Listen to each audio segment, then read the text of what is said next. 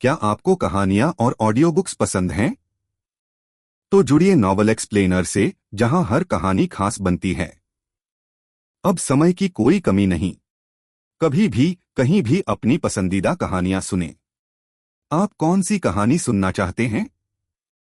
Comment में अपनी पसंदीदा नॉवेल या कहानी का नाम लिखें। मैं 5 दिनों के अंदर उस नॉवेल सीरीज को अपलोड कर दूंगा। ध्यान दें, कुछ कहानियां 18+ दर्शकों के लिए हो सकती हैं। कृपया ईयरफोन लगाकर सुनें। अभी सब्सक्राइब करें। अध्याय 88, एक रहस्यमय द्वीप। अध्याय 88, एक रहस्यमय द्वीप। रात की हवा में अभी भी राक्षस के खून की हल्की गंध आ रही थी, क्योंकि एलेक्स एक पहाड़ की टूटी हुई चोटी पर खड़ा था और महाद्वीप के पार देख रहा था। वह इस पूरे समय ग्रह राक्षसों को मार रहा था। उनमें से 41 अभी भी बचे हुए हैं। वे महाद्वीप के सुदूर क्षेत्रों में फैले हुए थे, प्राचीन पर्वत श्रृंखलाओं और बर्बाद बंजर भूमि में छिपे हुए थे। एलेक्स अपने मानसिक क्षेत्र के माध्यम से उनके धुंधले जीवन हस्ताक्षरों को महसूस कर सकता था। कल वह शिकार खत्म कर लेगा। एलेक्स ने अपने घुटने थोड़े मोड़ लिए। फिर उसने छलांग लगा दी। बूम! उसके नीचे की पर्वत चोटी टुकड़े टुकड़े हो गई, क्योंकि जमीन उसके प्रक्षेपण की प्रचंड शक्ति का सामना करने में विफल रही। चट्टान टूट गई और बाहर की ओर विस्फोटित हो गई, जबकि एलेक्स की आकृति किसी ग्रहीय तोप से दागे गए प्रक्षेप्य की तरह आकाश में गिरी। जैसे ही वह वायुमंडल में ऊपर चढ़ा, हवा उसके हेलमेट के पार से गुजरी। फिर कुछ बदला। उसकी चढ़ाई के आधे रास्ते में उसके आसपास का स्थान हिंसक रूप से मुड़ गया। उसके ऊपर के तारे गायब हो गए। हवा गायब हो गई। ग्रहों के गुरुत्वाकर्षण का परिचित खिंचाव ऐसे विलीन हो गया मानो किसी ने चुपचाप वजन की अवधारणा को वास्तविकता से हटा दिया हो। छज्जा के पीछे एलेक्स की आंखें चौड़ी हो गईं। परिवर्तन 1 सेकंड से भी कम समय तक चला। फिर दुनिया ने अपने आप में फेरबदल कर लिया। वह नरम जमीन पर उतरा। उसके जूते नम जमीन में हल्के से धंस गए। वह तुरंत सीधा हो गया। जैसे ही उसकी नजर आसपास के वातावरण पर पड़ी, हर प्रवृत्ति एक साथ तेज हो गई। वह एक छोटे से द्वीप पर खड़ा था। चारों ओर घने प्राचीन वृक्षों ने उसे घेर रखा था। उनके तने मोटे और मुड़े हुए थे, मानो वे अजीब और अप्राकृतिक परिस्थितियों में बड़े हुए हों। शाखाएं अनियमित आकार में आकाश की ओर मुड़ी हुई थीं, जो किसी भी प्रजाति से मिलती जुलती नहीं थीं जिनका उसने कभी सामना किया था। पेड़ों के बीच हल्की धुंध छाई हुई थी, जो जमीन पर धीरे धीरे ऐसे चल रही थी जैसे कोई जीवित प्राणी कुछ खोज रहा हो। द्वीप के ऊपर कोई तारे नहीं थे। आकाश एक समान धूसर शून्य बन गया था, जो हर दिशा में अंतहीन रूप से फैला हुआ था। तभी एलेक्स को एस महसूस हुआ। उसकी रीढ़ की हड्डी में एक ठंडा एहसास धीरे धीरे रेंग रहा था, मानो अदृश्य बर्फ का पानी उसकी पीठ पर डाला गया हो। कोई उसे देख रहा था। यह अनुभूति मात्र अवलोकन नहीं थी, यह विश्लेषण था। एक अदृश्य उपस्थिति एक ही बार में हर दिशा से उसके दिमाग पर दबाव डालती है। दबाव शांत और नियंत्रित था, फिर भी असंभव रूप से विशाल था। जो कोई भी उसका अध्ययन कर रहा था, उसके पास पहले से देखी गई किसी भी चीज से कहीं अधिक शक्ति थी। एलेक्स ने संकोच नहीं किया। उन्होंने अपनी स्थानिक क्षमता को सक्रिय किया। कुछ नहीं हुआ। एलेक्स ने भौहें सिकोड़ लीं और फिर से कोशिश की, इस बार क्षमता में और अधिक ऊर्जा लगा दी। अंतरिक्ष ठोस बना रहा। आसपास का वातावरण पूरी तरह से बंद लग रहा था, मानो किसी अदृश्य बाधा ने द्वीप को बाकी वास्तविकता से दूर कर दिया हो। राफेल, एलेक्स ने चुपचाप कहा। उसके अंगों में हल्की ठंडक फैलने के बावजूद उसकी आवाज स्थिर रही। क्या हो रहा है? एक पल के लिए कोई प्रतिक्रिया नहीं हुई। तब कृत्रिम बुद्धि ने उत्तर दिया, ब्लैक होल क्षेत्र से ऊपर कोई व्यक्ति स्थान को अवरुद्ध कर रहा है। एलेक्स का जबड़ा कड़ा हो गया। उससे भी ताकतवर कोई उसे देख रहा था। आपका मतलब गैलेक्टिक क्षेत्र से है? एलेक्स ने पूछा। संभवतः, या शायद कुछ उच्चतर। उसकी रीढ़ की हड्डी में ठंड का एहसास तेज हो गया। तभी एक आवाज बोली, डरो मत, इधर आओ छोटी। आवाज एक साथ हर दिशा से गूंज उठी। यह प्राचीन, शांत और अपने आप में पूरी तरह से निश्चित लग रहा था। उसके भीतर कोई गुस्सा नहीं था, फिर भी एलेक्स को तुरंत समझ आ गया कि आदेश का विरोध करना व्यर्थ होगा। उसने धीरे धीरे सांस छोड़ी। यदि आवाज वास्तव में गैलेक्टिक क्षेत्र के कृषक की थी, तो उनके बीच का अंतर इतना बड़ा था कि भागने की संभावना भी नहीं थी। उस स्तर पर कोई व्यक्ति आकस्मिक हमलों से ग्रहों को नष्ट कर सकता है। एलेक्स ने अपना आसन सीधा किया। फिर वह आवाज के स्रोत की ओर चलने लगा। जंगल ने उसके आंदोलन पर प्रतिक्रिया व्यक्त की। प्राचीन पेड़ धीरे धीरे धुंध के बीच एक संकीर्ण रास्ता खोलने के लिए अलग हो गए। शाखाएं एक ओर हट गईं, जैसे कि उन्हें हिलने का निर्देश दिया गया हो, और हल्का कोहरा उसके बख्तरबंद शरीर से हट गया। कई मिनट चलने के बाद जंगल साफ हो गया। खाली जगह के बीच में एक साधारण लकड़ी का दरवाजा था। इसके आसपास कोई दीवार नहीं थी, कोई दृश्यमान फ्रेम नहीं। साफ-सफाई के बीच में बस एक दरवाजा सीधा खड़ा है। जैसे ही एलेक्स पास आया, दरवाजा अपने आप खुल गया। अंदर से तेज रोशनी बाहर की ओर फैल रही थी। एलेक्स कुछ देर रुका, फिर वह आगे बढ़ा। दूसरी तरफ का माहौल बिल्कुल अलग था। आंतरिक भाग एक अध्ययन या निजी संग्रह जैसा दिखता था। तेज रोशनी ने कमरे के हर कोने को रोशन कर दिया, जिससे फर्श से छत तक फैली अलमारियां दिखाई देने लगीं। प्राचीन पुस्तकें क्रिस्टलीय डेटा टुकड़ों और अजीब धातु कलाकृतियों के बगल में पड़ी थीं, जिनका उद्देश्य एलेक्स तुरंत नहीं पहचान सका। हवा में पुराने कागज और अज्ञात ऊर्जाओं की हल्की गंध थी। कमरे के मध्य में एक आत्मा तैर रही थी। एक आदमी की आकृति फर्श से कई फुट ऊपर मंडरा रही थी। वह एक समय सुंदर हुआ करता था। उनकी विशेषताएं तीक्ष्ण और परिष्कृत थीं, और उनकी अभिव्यक्ति में आदेश देने के आदि किसी व्यक्ति का प्राकृतिक अधिकार था। हालांकि उसका शरीर पारभासी हो गया था, और उसके रूप के किनारे तेज हवा के खिलाफ संघर्ष कर रही मोमबत्ती की लौ की तरह हल्की हल्की टिमटिमा रहे थे। केवल उसकी आंखें बिल्कुल साफ रहीं। एलेक्स गहराई से झुका। सर, क्या मैं जान सकता हूं कि आपने मुझे यहां क्यों बुलाया है? आत्मा मंद-मंद मुस्कुराई। आप सीधे हैं। मैं इसकी सराहना करता हूं। उसने धीरे धीरे एलेक्स की परिक्रमा की, कवच और उसके आसपास की धुंधली ऊर्जा के संकेतों का अध्ययन किया। मेरा नाम केल वॉन लिंडबर्ग है, आत्मा ने कहा। मैं ग्रैंड मैना कॉस्मिक एम्पायर का बैरन हूं। आगे बढ़ने से पहले वह कुछ देर रुके। पुरानी आदतें मृत्यु के बाद भी बनी रहती हैं, इसलिए मुझे लगता है कि मुझे अभी भी कहना चाहिए कि मैं एक व्यापारी था। एलेक्स थोड़ा घबरा गया। द ग्रैंड मैना कॉस्मिक एम्पायर? केल ने सिर हिलाया। मैं कभी कभी भूल जाता हूं कि यह ग्रह वास्तव में कितना अलग-थलग है। वह एक शेल्फ की ओर चला गया और वहां रखी वस्तुओं को परेशान किए बिना सीधे उसमें से गुजर गया। ग्रैंड मैना कॉस्मिक एम्पायर पूरे ब्रह्मांड में मानवता द्वारा शासित 20 सुपर साम्राज्यों में से एक है। एलेक्स एक पल के लिए चुप रहा। उस कथन के पैमाने को संसाधित करना कठिन था। मानव सभ्यता अनगिनत तारा प्रणालियों में मौजूद थी, फिर भी उस संरचना के भीतर व्यक्तिगत रूप से रहने वाले किसी व्यक्ति से इसके बारे में सुनने से वास्तविकता कहीं अधिक मूर्त हो गई। उसने इस विचार को एक ओर धकेल दिया। सर, एलेक्स ने ध्यानपूर्वक कहा, क्या मैं पूछ सकता हूं कि आप किस साधना क्षेत्र में पहुंचे हैं? केल ने हल्के आश्चर्य से उसकी ओर देखा। मैं एक गैलेक्टिक अधिपति हूं। एलेक्स ने धीरे से सिर हिलाया। उनके बीच की दूरी अचानक बहुत अधिक महसूस हुई। एक गैलेक्टिक अधिपति के पास आकाशगंगाओं को नष्ट करने और अपने बल के माध्यम से पूरे सौर मंडल को नया आकार देने में सक्षम शक्ति थी। यहां तक कि ब्लैक होल क्षेत्र भी उस स्तर से कई चरण नीचे था। फिर आप जैसा व्यक्ति यहां कैसे पहुंच गया? एलेक्स ने पूछा। केल की अभिव्यक्ति थोड़ी गहरी हो गई। यह एक लंबी कहानी है। उसने कमरे में गहराई तक जाने वाले एक दरवाजे की ओर इशारा किया। अंदर आओ, हम आराम से बात कर सकते हैं। एलेक्स ने उसका पीछा किया।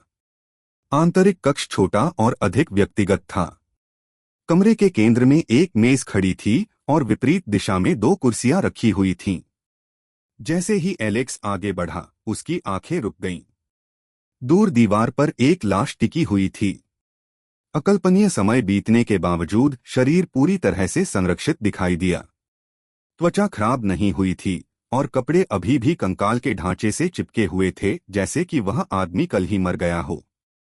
एक गोलाकार छेद सीधे लाश की छाती में घुस गया। घाव के चारों ओर अभी भी क्षीण ऊर्जा चमक रही थी। केल ने शव की ओर इशारा किया। मेरा दुश्मन। उनकी आवाज शांत रही।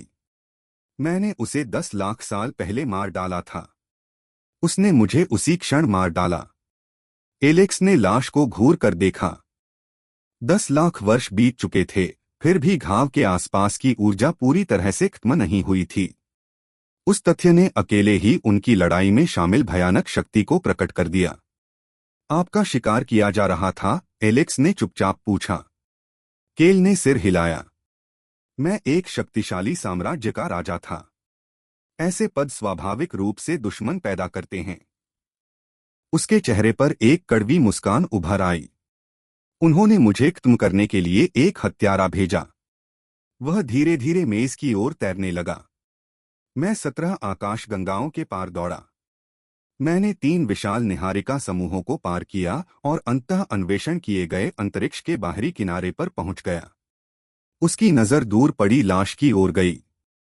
यह महत्वहीन छोटा ग्रह वह था जहां अंततः पीछा समाप्त हुआ। एलेक्स ने उसकी दृष्टि का अनुसरण किया। मैंने उसे मार डाला, केल ने जारी रखा। और उसने मुझे मार डाला। कमरा खामोश हो गया। काफी देर तक दोनों में से कोई कुछ नहीं बोला। फिर केल वापस एलेक्स की ओर मुड़ा। इस बार उसके चेहरे के भाव में उदासी और धुंधली आशा दोनों थी। वह धीरे धीरे करीब आता गया। मुझे बताओ, केल ने धीरे से कहा, क्या आप मुझे अपने स्वामी के रूप में स्वीकार करने को तैयार होंगे? एलेक्स स्थिर रहा। यदि आप ऐसा करते हैं, केल ने आगे कहा, मेरे पास जो कुछ भी है वह आपका हो जाएगा। मेरा ज्ञान, मेरी साधना पद्धतियां, मेरा अनुभव।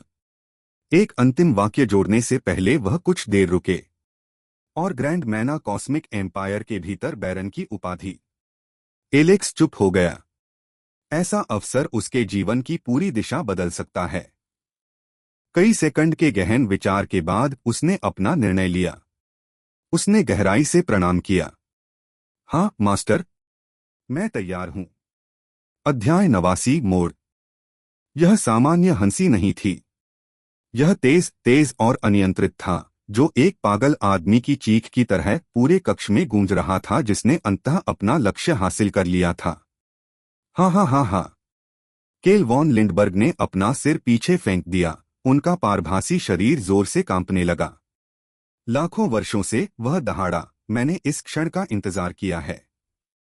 एलेक्स की आंखें थोड़ी झुक गईं, लेकिन वह नहीं हिला। एक योग्य जहाज, एक ऐसा शरीर जो मेरी विरासत को जीवित रखने में सक्षम है। जैसे ही उसने एलेक्स को देखा, आत्मा की निगाहें कट्टर तीव्रता से जल उठीं। आपको सम्मानित महसूस करना चाहिए। ब्रह्मांड में बहुत कम प्राणी गैलेक्टिक अधिपति के मेजबान बन सकते हैं। अगले ही पल आत्मा हिल गई। स्वाश। केल का संपूर्ण आध्यात्मिक रूप पीली रोशनी की एक लकीर की तरह आगे बढ़ा और सीधे एलेक्स के सीने से टकराया। एलेक्स के पास प्रतिक्रिया देने का समय भी नहीं था। उसके दिमाग के अंदर की दुनिया फट गई। उसकी चेतना में एक हिंसक दबाव बढ़ गया, क्योंकि एक एलियन ने उसके आध्यात्मिक समुद्र में अपना रास्ता बना लिया। ऊर्जा प्राचीन, विशाल और किसी ऐसे व्यक्ति के अधिकार से भरी हुई थी जिसने संपूर्ण तारा प्रणालियों पर शासन किया था। केल की आवाज एलेक्स के दिमाग में गूंज उठी। तुम्हारा शरीर मेरा हो जाएगा, शिष्य। उसकी हंसी लौट आई, उन्मत्त और विजयी।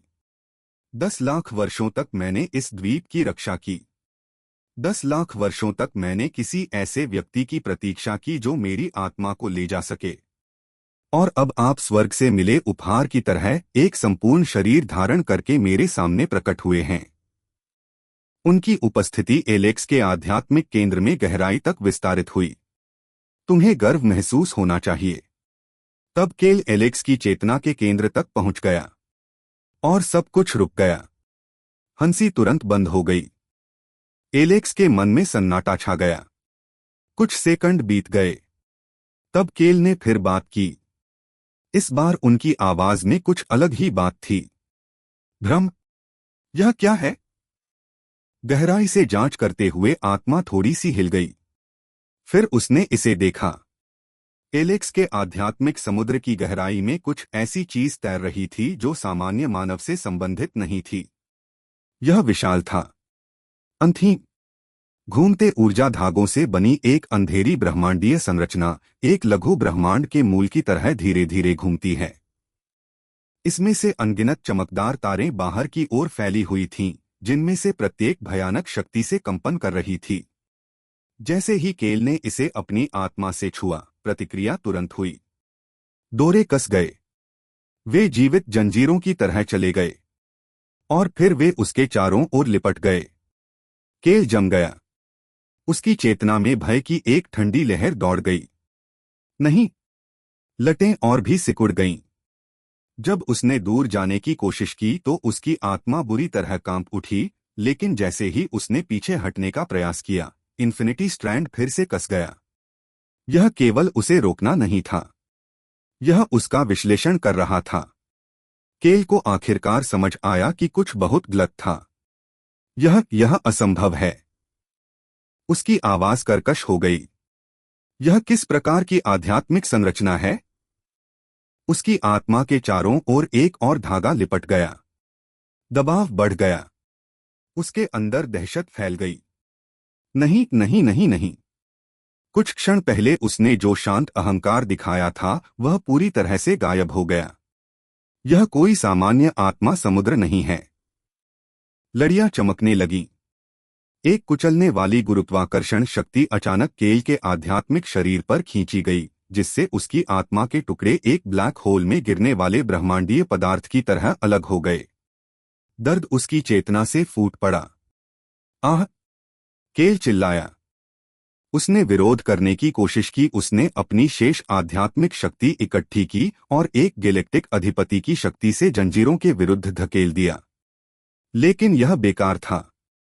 लटें फिर कस गईं। केल की आत्मा के टुकड़े चमकते कणों में घुलने लगे। उसकी आवाज में असली आतंक झलक रहा था। रुकना! उसका स्वर तुरंत बदल गया। अहंकार गायब हो गया। बंद करो! जैसे ही और टुकड़े छीने गए, उसकी आत्मा बुरी तरह कांप उठी। मैं गलत था। एक और कतरा सीधे उसके मर्म में घुस गया। केल फिर चिल्लाया। आह! कृपया मुझे मत मारो! उसकी आवाज हताश विनती में बदल गई। मैं कुछ भी करूंगा। मैं कसम खाता हूं। लटें उसके सार को खींचती रहीं। मैं तुम्हारा गुलाम बन जाऊंगा। मैं सदैव आपकी सेवा करूंगा। मैं तुम्हें अपनी सारी तकनीकें दूंगा। उसकी आवाज उन्मादपूर्ण हो गई। कृपया, कृपया रुकें। वास्तविक दुनिया में एलेक्स चुपचाप खड़ा रहा। उसके शरीर में एक बार भी हरकत नहीं हुई थी। उसके दिमाग के अंदर स्ट्रैंड्स ने अपनी धीमी, अपरिहार्य प्रक्रिया जारी रखी। केल की चीखें कमजोर हो गईं। उसकी आत्मा के और भी टुकड़े चमकते कणों में विलीन हो गए। गायब हुए हर टुकड़े के साथ एलेक्स को अपनी चेतना में कुछ नया प्रवाहित होता हुआ महसूस हुआ। यादें, प्राचीन स्मृतियां। वे पहले टुकड़ों में प्रकट हुए। तैरते शहरों और विशाल अंतरिक्ष द्वारों से भरा एक विशाल ब्रह्मांडीय साम्राज्य। कुलीन घरों द्वारा शासित अंथीन तारा प्रणालियां। एक शक्तिशाली संगठन जिसे इंपीरियल शैडो डिवीजन के नाम से जाना जाता है। एलेक्स की आंखें थोड़ी सिकुड़ गईं। यादें जारी रहीं। एक युवा कृषक काला कवच पहने हुए एक विशाल व्यक्ति के सामने घुटने टेक रहा है। आप में प्रतिभा है, आकृति ने कहा था। आज से तुम शैडो डिवीजन के हो जाओगे। दृश्य बदल गया। वर्षों का क्रूर प्रशिक्षण, हत्या की तकनीक, गुप्त साधना विधियां वास्तविकता से किसी की उपस्थिति को मिटाने के लिए डिजाइन की गई हैं। यादें फिर से उछल पड़ी। एक मिशन, एक ही लक्ष्य। बैरन केल वॉन लिंडबर्ग, शाही फरमान स्पष्ट था, गद्दार को खत्म करो। एलेक्स की नजर धीरे धीरे दीवार के सामने बैठी लाश की ओर चली गई। उसके मन में और भी यादें उमड़ आईं। आकाशगंगाओं के पार एक खोज, 17 आकाशगंगाएं, 3 निहारिका समूह, वर्षों का अनवरत शिकार। हत्यारे ने कभी पीछा नहीं छोड़ा। उन्होंने आधे खोजे गए ब्रह्मांड में केल को ट्रैक किया था, जब तक वे अंततः इस महत्वहीन ग्रह पर नहीं पहुंच गए। अंतिम स्मृति आ गई। ग्रह के वायुमंडल के ऊपर तैरती 2 आकृतियां, अंतरिक्ष के शून्य को हिला देने वाला भयानक युद्ध। केल ने चंद्रमाओं को तोड़ने में सक्षम गुरुत्वाकर्षण हमले शुरू किए। हत्यारा मूक स्थानिक ब्लेड से मुकाबला कर रहा है जो वास्तविकता को ही काट देता है। दोनों लड़ाके गंभीर रूप से घायल हो गए। दोनों पीछे हटने से इनकार कर रहे हैं। फिर अंतिम विनिमय। केल का हाथ हत्यारे की छाती में घुस गया। उसी क्षण हत्यारे का ब्लेड केल के दिल में घुस गया। दोनों शव नीचे द्वीप पर दुर्घटनाग्रस्त हो गए। मृत। एलेक्स ने धीरे से सांस छोड़ी। उसके मन के अंदर केल की आत्मा के शेष टुकड़े भय से कांपने लगे। आपने वो देखा? Please subscribe the novel explainer channel. उसकी आवाज धीमी हो गई थी। अब तुम्हें सच पता चल गया है। एक और कतरा कस गया। और भी टुकड़े टूट गए। Please subscribe the novel explainer channel. केल कमजोर होकर चिल्लाया। कोई रोक नहीं। लेकिन स्ट्रैंड्स जारी रहे। आखिरकार एलेक्स बोला। मन के अंदर उसकी आवाज शांत थी। तो तुम हत्यारे थे? केल कांप उठा। हाँ। उसकी आत्मा के अंतिम टुकड़े बुझती लौ की तरह टिमटिमा रहे थे। साम्राज्य। उन्होंने मुझे भी धोखा दिया, वह धीरे से फुसफुसाया। एक और टुकड़ा विलीन हो गया। कृपया मुझे छोड़ दो। आखिरी बार डोरें कस गईं।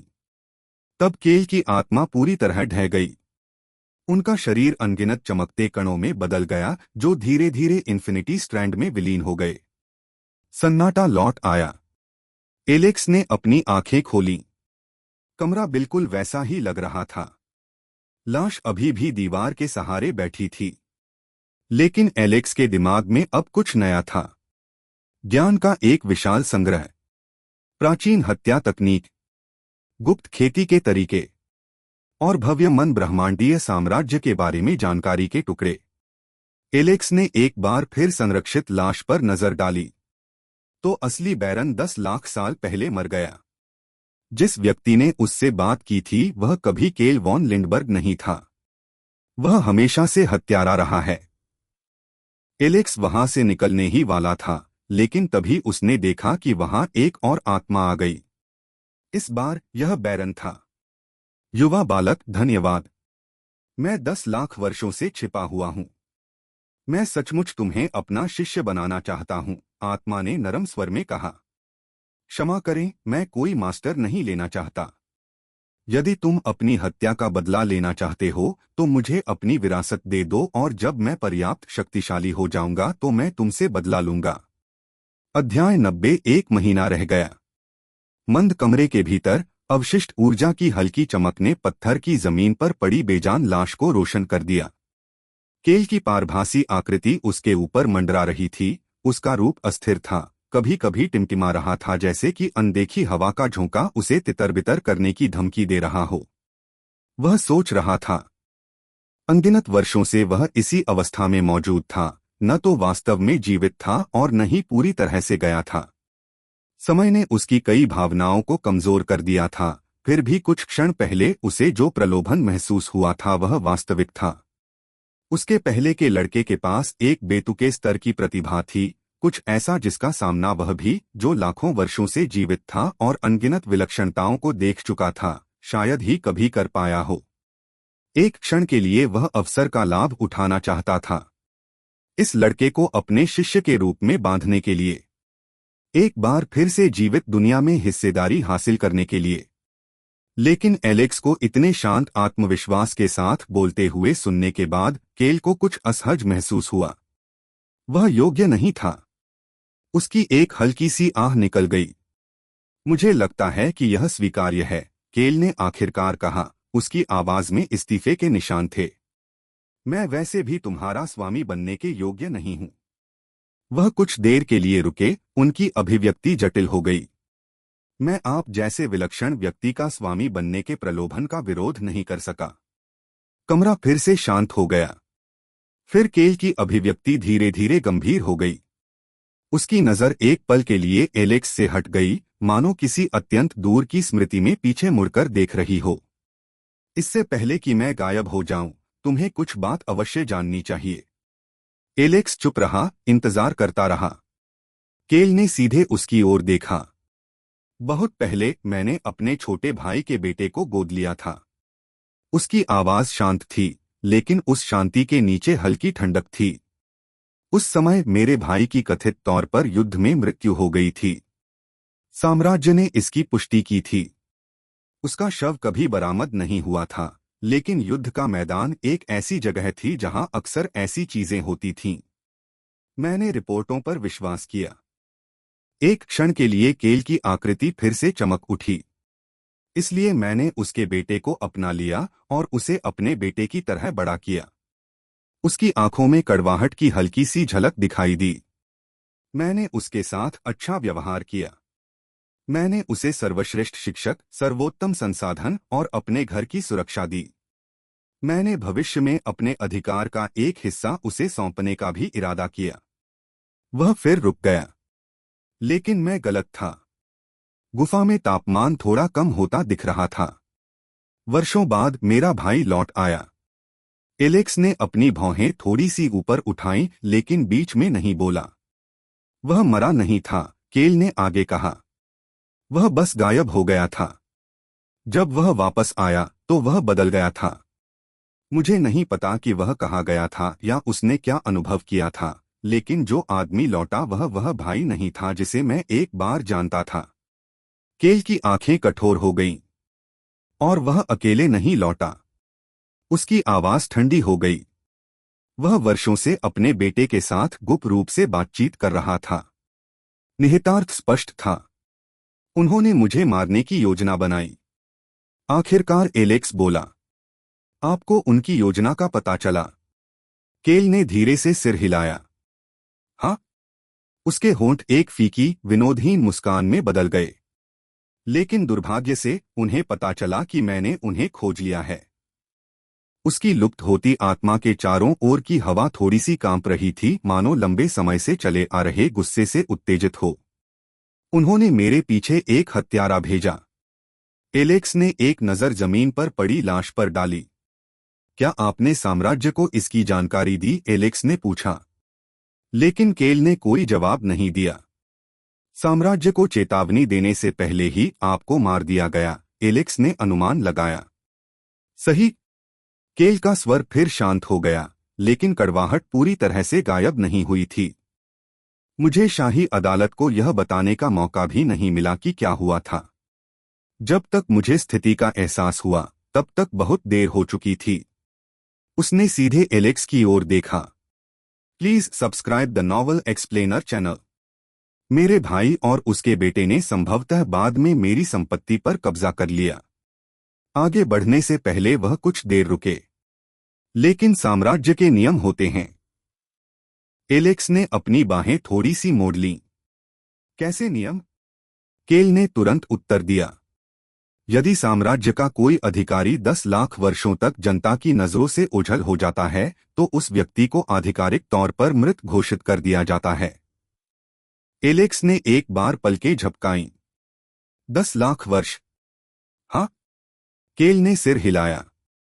एक बार जब यह घोषणा हो जाती है, तो साम्राज्य मृत अधिकारी के अधिकार और क्षेत्र को पुनर्वितरित कर देता है। उसने एक पारभासी उंगली उठाई। लेकिन वह समय अभी बीता नहीं है। उसकी आंखें तेज हो गईं। 20 साल बाकी हैं। कमरा फिर से खामोश हो गया।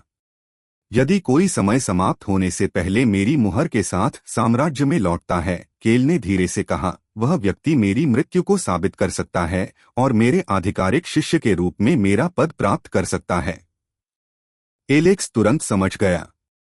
लेकिन ऐसा करने से आपके भाई का ध्यान आकर्षित होगा। बिल्कुल। केल की आवाज गंभीर हो गई। यदि आप मेरी मुहर के साथ उपस्थित होते हैं और मेरी विरासत पर दावा करते हैं तो मेरे भाई को तुरंत पता चल जाएगा कि आपको मेरा अधिकार विरासत में मिला है। उसकी निगाहें एलेक्स पर ही टिकी रहीं। और वह तुम्हारे लिए आएगा। चेतावनी हवा में लटक गई। आप क्या कहते हैं? केल ने चुपचाप पूछा। क्या आप वह जोखिम स्वीकार करने को तैयार हैं? एलेक्स ने तुरंत उत्तर नहीं दिया। इसके बजाय उसने अपनी नजरें थोड़ी नीचे झुका लीं और सोचने लगा। 20 साल। उस समय के भीतर उन्होंने अपने सिस्टम में 1000 से अधिक स्तरों को आगे बढ़ाने की योजना बनाई। शक्ति के पैमाने के आधार पर जो उसने पहले ही देख लिया था, उस स्तर तक पहुंचने से संभवतः उसे सर्वशक्तिमान या उसके जैसा कुछ मिल जाएगा। पूर्ण वास्तविकता क्षेत्र। शायद उससे भी आगे। यदि ऐसा होता तो एकमात्र गैलेक्टिक अधिपति एक चींटी के अलावा और कुछ नहीं बन जाता। एलेक्स ने फिर से अपना सिर उठाया। जरूर, उसने शांति से कहा। मुझे इससे कोई समस्या नहीं है। केल ने उसका ध्यानपूर्वक अध्ययन किया। एलेक्स ने फिर एक और सवाल पूछा। लेकिन एक बात है जिसकी मैं पुष्टि करना चाहता हूं। यह क्या है? एलेक्स का स्वर बिल्कुल स्थिर रहा। क्या आप चाहते हैं कि मैं आपके भाई और उसके बेटे को मार डालूं? कोई झिझक नहीं थी। उन्हें मार डालो, केल ने ठंडे स्वर में उत्तर दिया। इन दो शब्दों में गहरी, लंबे समय तक रहने वाली नफरत थी। एलेक्स ने एक बार सिर हिलाया। अच्छे से। उनकी आवाज सधी हुई रही। इस क्षण से मैं आपके कर्म की जिम्मेदारी लूंगा। केल कई सेकंड तक उसे घूरता रहा। फिर धीरे धीरे उसकी अभिव्यक्ति में तनाव कम हो गया। धन्यवाद। उसका फिगर तेजी से पारदर्शी होने लगा। उन्होंने कहा, मेरे पास देने के लिए बहुत कुछ नहीं बचा है, लेकिन आप इसे ले सकते हैं। उसी क्षण जमीन पर पड़ी लाश से ऊर्जा का एक हल्का सा झोंका फैल गया। एक धातु की अंगूठी धीरे से एक उंगली से उठी और एलेक्स की ओर तैरने लगी। जैसे ही वह उसके पास पहुंचा, वह आसानी से उसकी उंगली पर फिसल गया। यह मेरी अंतरिक्ष रिंग है, केल ने कहा। उसकी आवाज पहले से ही फीकी पड़ने लगी थी। इसमें वह सब कुछ है जो मेरे मरने के समय मेरे पास था। एलेक्स ने सिर हिलाया। समझा? केल की आत्मा एक बार फिर कांप उठी। विदाई। अगले ही पल पारभासी आकृति पूरी तरह से प्रकाश के अनगिनत कणों में विलीन हो गई, जो धीरे धीरे हवा में बिखर गई। गुफा पूरी तरह से शांत हो गई। एलेक्स कुछ देर तक वहीं खड़ा रहा। उसने धीमी सांस ली। फिर उसकी नजर अपनी उंगली पर पड़ी अंगूठी पर पड़ी। एक शाही अधिकारी की ओर से एक अंतरिक्ष रिंग। उसकी चेतना भीतर की ओर गति करने लगी। एक पल में उसकी जागरूकता रिंग के आंतरिक भंडारण स्थान में प्रवेश कर गई। और फिर वह ठिठक गया। उसके मन में सन्नाटा छा गया। रिंग का आंतरिक स्थान बहुत बड़ा था। यह कोई छोटी भंडारण जेब नहीं थी। यह विशाल था, लगभग पूरे फुटबॉल मैदान के आकार का। और उस विशाल स्थान का हर कोना भर गया। सिक्कों के पहाड़, क्रिस्टलीय ऊर्जा संसाधनों के ढेर, प्राचीन हथियार, शक्तिशाली आभा बिखेर रहे हैं। दुर्लभ सामग्री, स्क्रॉल, कलाकृतियां और अनगिनत वस्तुएं जिन्हें एलेक्स तुरंत पहचान भी नहीं सका। अकेले मात्रा चौंका देने वाली थी। कई सेकंड तक एलेक्स बस देखता रहा। फिर अचानक हा हा हा हा, उसकी हंसी गुफा के अंदर गूंज उठी। यह जोरदार, वास्तविक और पूरी तरह से अनियंत्रित था। यह पागलपन है। उन्होंने भी ऐसी किसी बात की उम्मीद नहीं की थी। इन जैसे संसाधनों के साथ एलेक्स ने फिर से खजानों के पहाड़ों को देखा। उसकी आंखें थोड़ी तेज हो गईं। इतनी संपत्ति के साथ मैं मानवता को पूरी तरह से बदल सकता हूं। उनके विचार शीघ्र ही बड़ी स्थिति की ओर स्थानांतरित हो गए। जल्द ही 4 प्रमुख जातियां पृथ्वी को चुनौती देने के लिए आएंगी। साथ ही प्राचीन मानव जाति भी पुनः प्रकट होगी। आने वाला संघर्ष छोटा नहीं होगा। भले ही एलेक्स खुद भयानक गति से मजबूत होता रहा, फिर भी एक व्यक्ति के लिए हर युद्ध क्षेत्र को नियंत्रित करना असंभव होगा। मानवता को ताकत की जरूरत थी, और अब उसके पास इसे बनाने के लिए संसाधन थे। एलेक्स ने रिंग से अपनी चेतना वापस ले ली।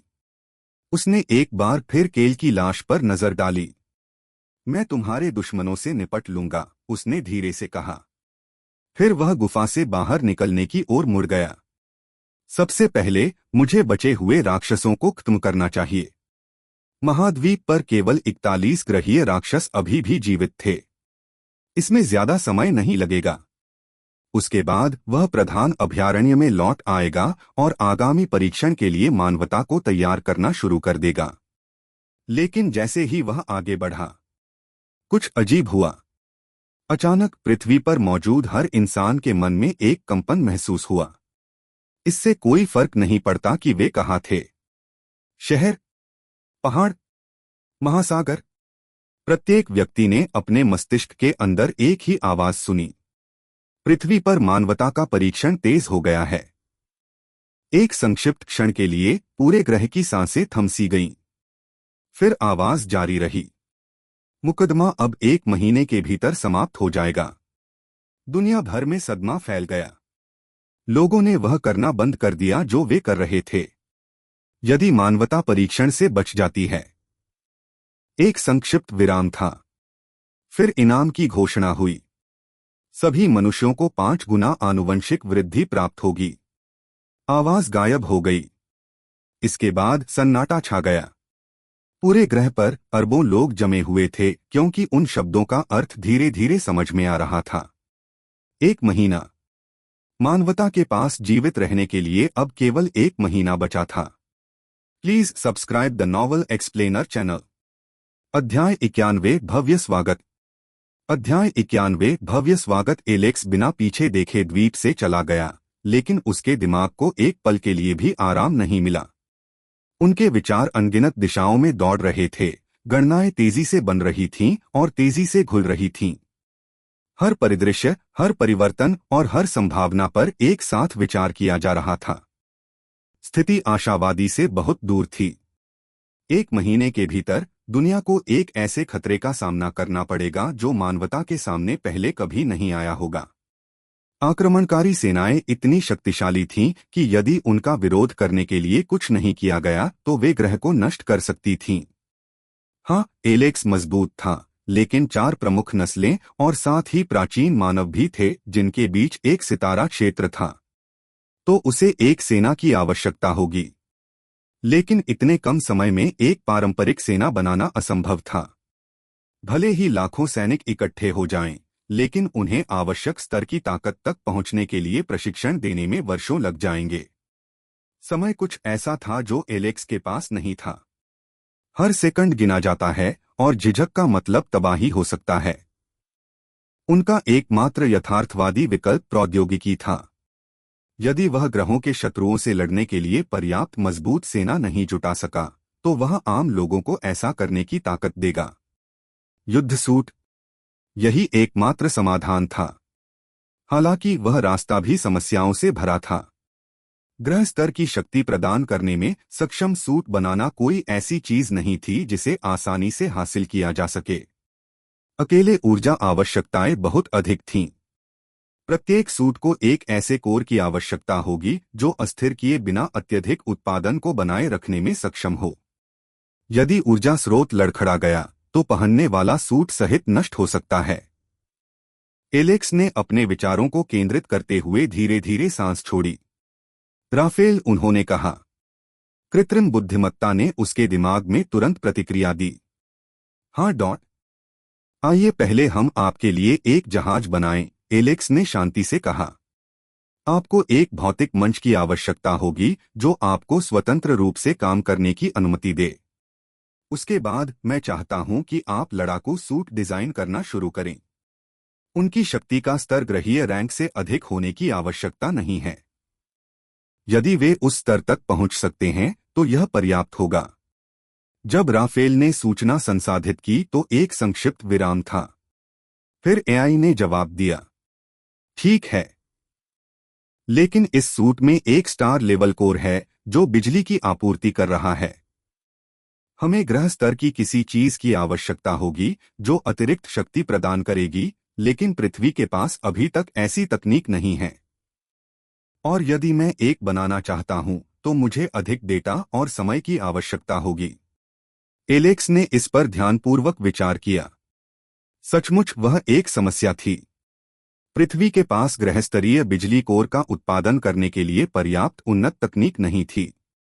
एक पारंपरिक रिएक्टर या यहां तक कि अत्यधिक संशोधित स्टार स्तरीय कोर भी पर्याप्त नहीं होगा।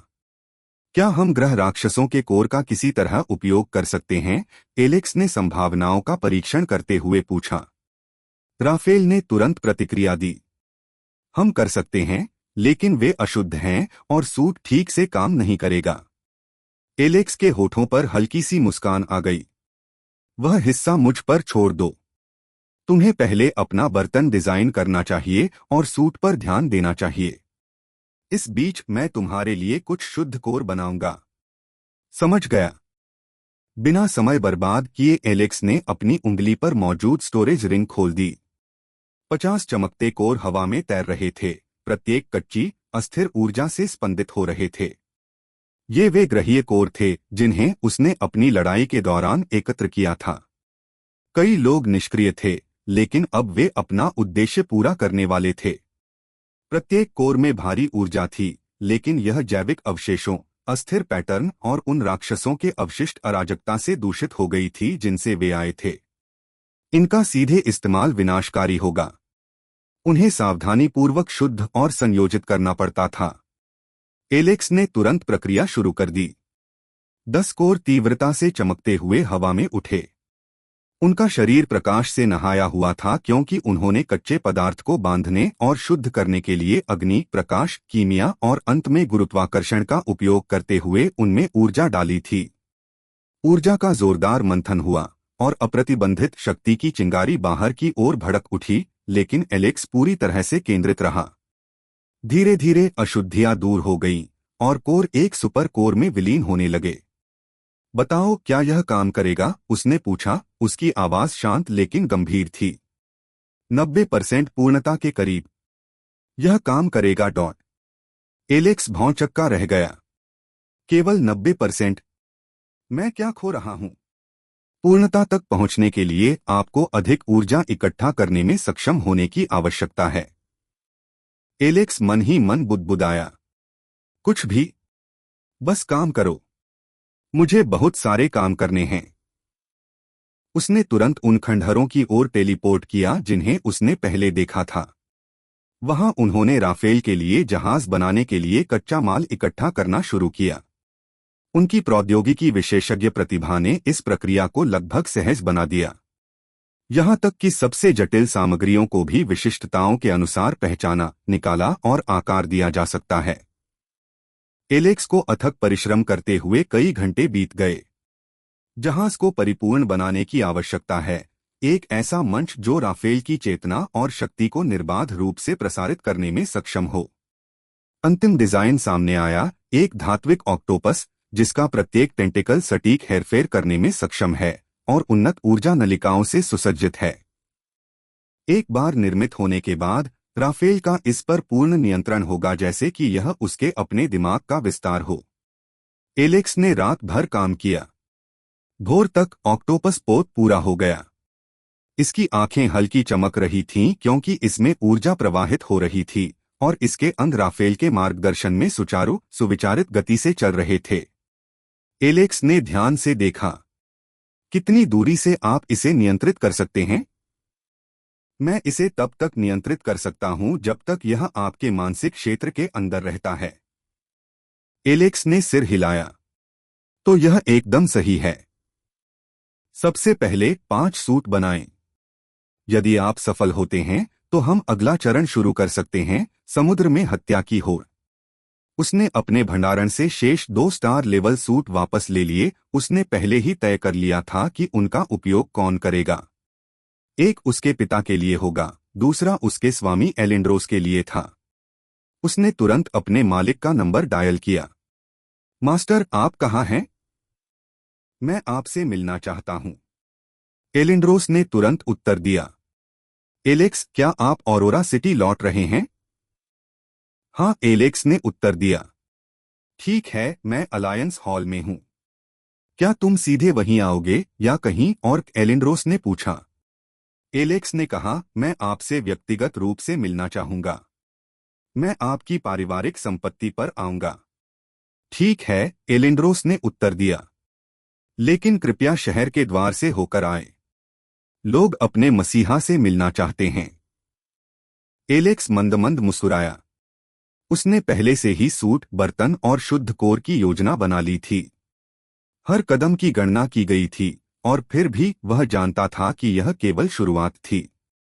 आने वाली लड़ाइयों के लिए उसे हर संभव चतुराई, गति और ताकत की आवश्यकता होगी। राफेल चुपचाप उसके मानसिक क्षेत्र में मंडराता रहा, जहाज की स्थिति और ऊर्जा कोर को सीधे एलेक्स के दिमाग में पहुंचाता रहा। हर गणना, हर आकस्मिकता, हर संभावित परिणाम उपलब्ध था। एलेक्स का आत्मविश्वास बढ़ गया, इसलिए नहीं कि वह अजेय था, बल्कि इसलिए कि उसने लगभग हर परिवर्तन के लिए तैयारी की थी। जैसे जैसे सूरज ऊपर चढ़ता गया, एलेक्स ने अपने द्वारा तैयार किए गए टेलीपोर्टेशन सर्कल में कदम रखा और कच्चे माल, शुद्ध किए गए कोर और अब राफेल के लिए बंधे जहाज को पीछे छोड़ते हुए खंडहर से गायब हो गया। वह ऑरोरा शहर के पास फिर से प्रकट हुआ और शहर में व्याप्त ऊर्जा की गुंजन को महसूस किया। जनता को उनकी वापसी के बारे में पहले से ही पता था। अफवाहें तेजी से फैल गई थीं, शहर का मसीहा वापस आ गया था। एलेक्स का दिमाग दौड़ गया। उनकी पहली प्राथमिकता सूट को उनके नामित उपयोगकर्ताओं को सौंपना था। एलिंड्रोस से मुलाकात सबसे पहले हुई। उसके पिता को इंतजार करना होगा, हालांकि एलेक्स ने उस पर भरोसा किया कि वह तब तक समझदारी से काम लेगा। एलेक्स शहर के गेट के पास पहुंचा। उसके कदम स्थिर और इत्मीनान से थे, लेकिन ऐसा लग रहा था कि हवा उसके चारों ओर घूम रही है। जैसे ही वह वहां से गुजरा, हजारों आंखें उसकी ओर मुड़ गईं। सड़कों पर नागरिकों की कतार लगी हुई थी। जैसे ही उनकी नजर उस पर पड़ी तो उनकी बड़बड़ाहटें विस्मय में बदल गईं। प्रत्येक व्यक्ति को उनकी उपस्थिति का भार महसूस हुआ, मानो वातावरण ही मान्यता में झुक गया हो। लेकिन यह केवल आम लोग ही नहीं देखते थे। भीड़ के बीच मानवता के महानतम रक्षक खड़े थे, जूलियस, आर्थर, नोलन, एलिंड्रोस और अन्य सभी मार्शल सम्राट। उनके चेहरे गंभीर थे, फिर भी उनकी आंखों में गहरा सम्मान झलक रहा था। उन्होंने युद्ध लड़े थे, विद्रोहों को कुचला था और सेनाओं की कमान संभाली थी, लेकिन इस क्षण में उन्होंने भी खुद से बड़ी किसी चीज को पहचाना। एना सामने खड़ी थी, उसकी अभिव्यक्ति राहत और प्रशंसा का मिश्रण थी। डैरियन की मुद्रा कठोर थी, उसका हाथ अनजाने में उसके ब्लेड की मूठ को पकड़ रहा था। सेलेना की निगाहें एलेक्स का ध्यान से पीछा कर रही थीं, उसकी आभा शांत लेकिन सतर्क थी। उन सभी ने उस व्यक्ति के बारे में सुना था जिसने अकेले ही भारी विपरीत परिस्थितियों का रुख मोड़ दिया था। अब उन्होंने उसे मांस और रक्त में देखा। जैसे ही एलेक्स आगे बढ़ा, बड़बड़ाहट एकीकृत फुसफुसाहट में बदल गई, फिर एक श्रद्धापूर्ण मौन में। सड़कों पर हर सिर उसकी ओर झुका हुआ लग रहा था। हर आंख उसकी हरकत पर नजर रख रही थी। हवा प्रत्याशा और सम्मान से कांप उठी। वह व्यक्ति था जिसने मानवता को लगभग निश्चित विनाश से बचाया था। वह व्यक्ति था जिस पर उन्होंने अपना विश्वास रखा था, जिस पर उनका विश्वास था कि वह आने वाले महान युद्ध में उनका नेतृत्व कर सकता है। हजारों दिल मौन स्वर में धड़क रहे थे, सभी उनकी बेजोड़ ताकत और अटूट दृढ़ संकल्प को स्वीकार कर रहे थे।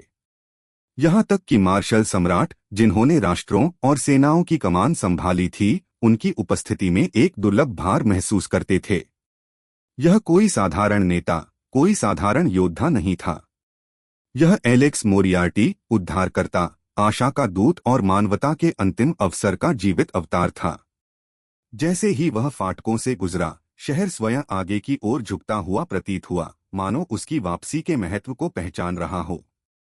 प्रत्येक नागरिक, प्रत्येक सैनिक और प्रत्येक मार्शल सम्राट एक सच्चाई जानता था, दुनिया का भाग्य उसके हाथों में था और वे आने वाले युद्ध में बिना किसी सवाल के उसका अनुसरण करने के लिए तैयार थे। अध्याय 92 बैठक। अध्याय 92 मुलाकात। एलेक्स के सामने भीड़ स्वाभाविक रूप से अलग हो गई, जैसे कि मानवता के समुद्र ने खुद ही पहचान लिया हो कि वह उसके रास्ते में बाधा नहीं डाल सकती। उनकी एक झलक पाने के लिए बच्चों को कंधों पर उठा लिया गया। बूढ़ी औरतें दिल पर हाथ रखकर खुलकर रोईं। जो पुरुष हाल की लड़ाइयों में लड़े थे, वे सीधे खड़े थे। उनकी ठुड्डी गर्व से ऊपर उठ रही थी कि ऐसा आदमी उनके बीच चल रहा था। एलेक्स की अभिव्यक्ति शांत रही, लेकिन उसके दिमाग ने कभी भी काम करना बंद नहीं किया। 17,423 नागरिक तत्काल देखने की सीमा में। 47 मार्शल लॉर्ड्स सुरक्षा के रूप में कार्य करते हुए भीड़ में बिखरे हुए थे। आसपास की छतों पर 3 निशानेबाज एलायंस कर्मी। कोई खतरा नहीं। गणनाएं उसके रचित बाह्य भाग के नीचे भूमिगत नदी की तरह बहती थीं। उसने स्वीकारोक्ति में अपना दाहिना हाथ थोड़ा ऊपर उठाया और सड़कों पर ध्वनि की एक लहर दौड़ गई। जयकार, सिसकियां, कृतज्ञता की प्रार्थनाएं। राफेल ने मन ही मन टिप्पणी की, यह अक्षम्य है। भावनात्मक प्रतिक्रिया कोई सामरिक उद्देश्य पूरा नहीं करती। एलेक्स ने चुपचाप उत्तर दिया, यह एक उद्देश्य को पूरा करता है। आशा एक हथियार है, डर एक हथियार है। अभी उन्हें विश्वास करने की जरूरत है कि कुछ उन्हें बचा सकता है। उन्हें विश्वास करने दें। एक छोटा बच्चा अपनी मां की पकड़ से छूट गया और एलेक्स की ओर भागा। उसके छोटे पैर पत्थर की सड़क पर थपथपा रहे थे। एक सुरक्षा अधिकारी उसे रोकने के लिए आगे बढ़ा, लेकिन एलेक्स के लगभग अदृश्य रूप से सिर हिलाने की आवाज ने उसे तुरंत रोक दिया। लड़की चौड़ी आंखों से देखते हुए एलेक्स के सामने रुक गई। वह 5 वर्ष से अधिक की नहीं हो सकती थी। अपने छोटे छोटे हाथों में उसने एक कच्ची ड्राइंग पकड़ रखी थी, चमकते हाथों वाली एक छड़ी की आकृति जो एक जलते हुए शहर के सामने खड़ी थी, जो छोटी इमारतों और पीछे छिपी छोटी छड़ी की आकृतियों की रक्षा कर रही थी। उसने कहा। उसकी आवाज अचानक शांत हो गई। मां ने कहा कि तुमने हमें बचाया। मैंने तुम्हें चित्रित किया। एलेक्स घुटनों के बल बैठ गया, खुद को उसकी आंखों के स्तर पर लाया। एक पल के लिए गणना करने वाली मशीन जो उसका दिमाग थी, शांत हो गई। उसने ड्राइंग को देखा, कच्ची क्रेयॉन रेखाएं, विकृत आकृति, कोने में आशावादी चेहरे के साथ मुस्कुराता हुआ सूरज। उसने धीरे से कहा, धन्यवाद, यह मुझे मिला सबसे बेहतरीन उपहार है। लड़की मुस्कुराई, फिर मुड़ी और वापस अपनी मां के पास भागी, जो इतनी गहराई से झुकी कि उसका माथा लगभग जमीन को छू गया। एलेक्स उठा और चलना जारी रखा, चित्र को ध्यान से मोड़ा और उसकी स्टोरेज रिंग में रख दिया। मार्शल सम्राटों के बीच जूलियस ने आर्थर के साथ एक नजर का आदान प्रदान किया। वह उन्हें समझता है, उस नजर ने कहा। वह समझता है कि उन्हें क्या चाहिए। यही बात उसे खतरनाक बनाती है, ऐसा आर्थर की लौटी हुई निगाह ने स्वीकार किया। और क्या उसे आवश्यक बनाता है। जैसे ही एलेक्स निकट आया, एलिंड्रोस समूह से आगे बढ़ गया।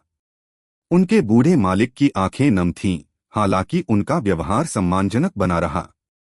उन्होंने सरलता से कहा, एलेक्स। एलेक्स ने सच्चे सम्मान से अपना सिर झुकाया। मास्टर, हमें अकेले में बात करनी होगी। एलिंड्रोस ने पास में इंतजार कर रहे एक परिवहन वाहन की ओर इशारा किया। बिल्कुल, चलो अंदर चलें। जैसे ही वे वाहन की ओर बढ़े, डैरियन एलेक्स के बगल में दिखाई दिया। उसकी अभिव्यक्ति सुरक्षित थी, लेकिन उसकी उपस्थिति असंदिग्ध थी। उसने कहा, आप वापस आ गए हैं। एलेक्स ने उसकी ओर देखा। मैं हूं। तुम सुधर गए हो भाई। अंदर आओ। फिर उसने अन्ना की ओर देखा, जो अपनी आंखों में अनिश्चितता के साथ वहां खड़ी थी। वह नहीं जानती थी कि अब उससे कैसे संपर्क किया जाए। एलेक्स को अब अपनी पहुंच से बाहर महसूस हो रहा था, जैसे आसमान में सूरज हो। कुछ ऐसा जिसे छुआ नहीं जा सकता, केवल दूर से ही प्रशंसा की जा सकती है। उसने उसे थोड़ा चिढ़ाया। अरे अन्ना, ऐसा लग रहा है कि आपका वजन कुछ बढ़ गया है। क्या आप बहुत ज्यादा खा रहे हैं? जैसे ही उसने ऐसा कहा, अन्ना की आंखों से उदासी तुरंत गायब हो गई और उसकी जगह एक उज्ज्वल मुस्कान ने ले ली। उसने बनावटी गुस्से से उसे दबा दिया और चिल्लाई। उसने विरोध किया, मैं बिल्कुल भी मोटी नहीं हूं। मेरे पिता ने कहा था कि मैं दुनिया की सबसे सुंदर लड़की हूं। एलेक्स ने घुमावदार मुस्कान के साथ कहा, क्या? आपके पिताजी आपका मूड ठीक करने की कोशिश कर रहे होंगे। आपको मेरे साथ आना चाहिए। मैं आपको व्यक्तिगत रूप से प्रशिक्षित करूंगा। एना का चेहरा तुरंत लाल हो गया और उसके गालों से भाप लगभग उठने लगी। डैरियन ने अपना कंधा थपथपाया। धिक्कार है भाई, वह तो बहुत अच्छा था। एलेक्स ने डैरियन की ओर देखा और उसे आंख मारी। जैसे ही उसकी नजर इकट्ठे मार्शल सम्राटों पर पड़ी, उसकी अभिव्यक्ति गंभीरता में बदल गई। उन्होंने उन्हें संबोधित किया, राष्ट्रपति, उपराष्ट्रपति, ग्रैंड मास्टर, हमारे साथ जुड़े। आप में से बाकी लोग तैयार रहें। हम 24 घंटे के भीतर सभी को संबोधित करेंगे। किसी ने आदेश पर सवाल नहीं उठाया। किसी को झिझक नहीं हुई। जब एलेक्स मोरियार्टी ने आदेश दिया तो दुनिया ने सुना।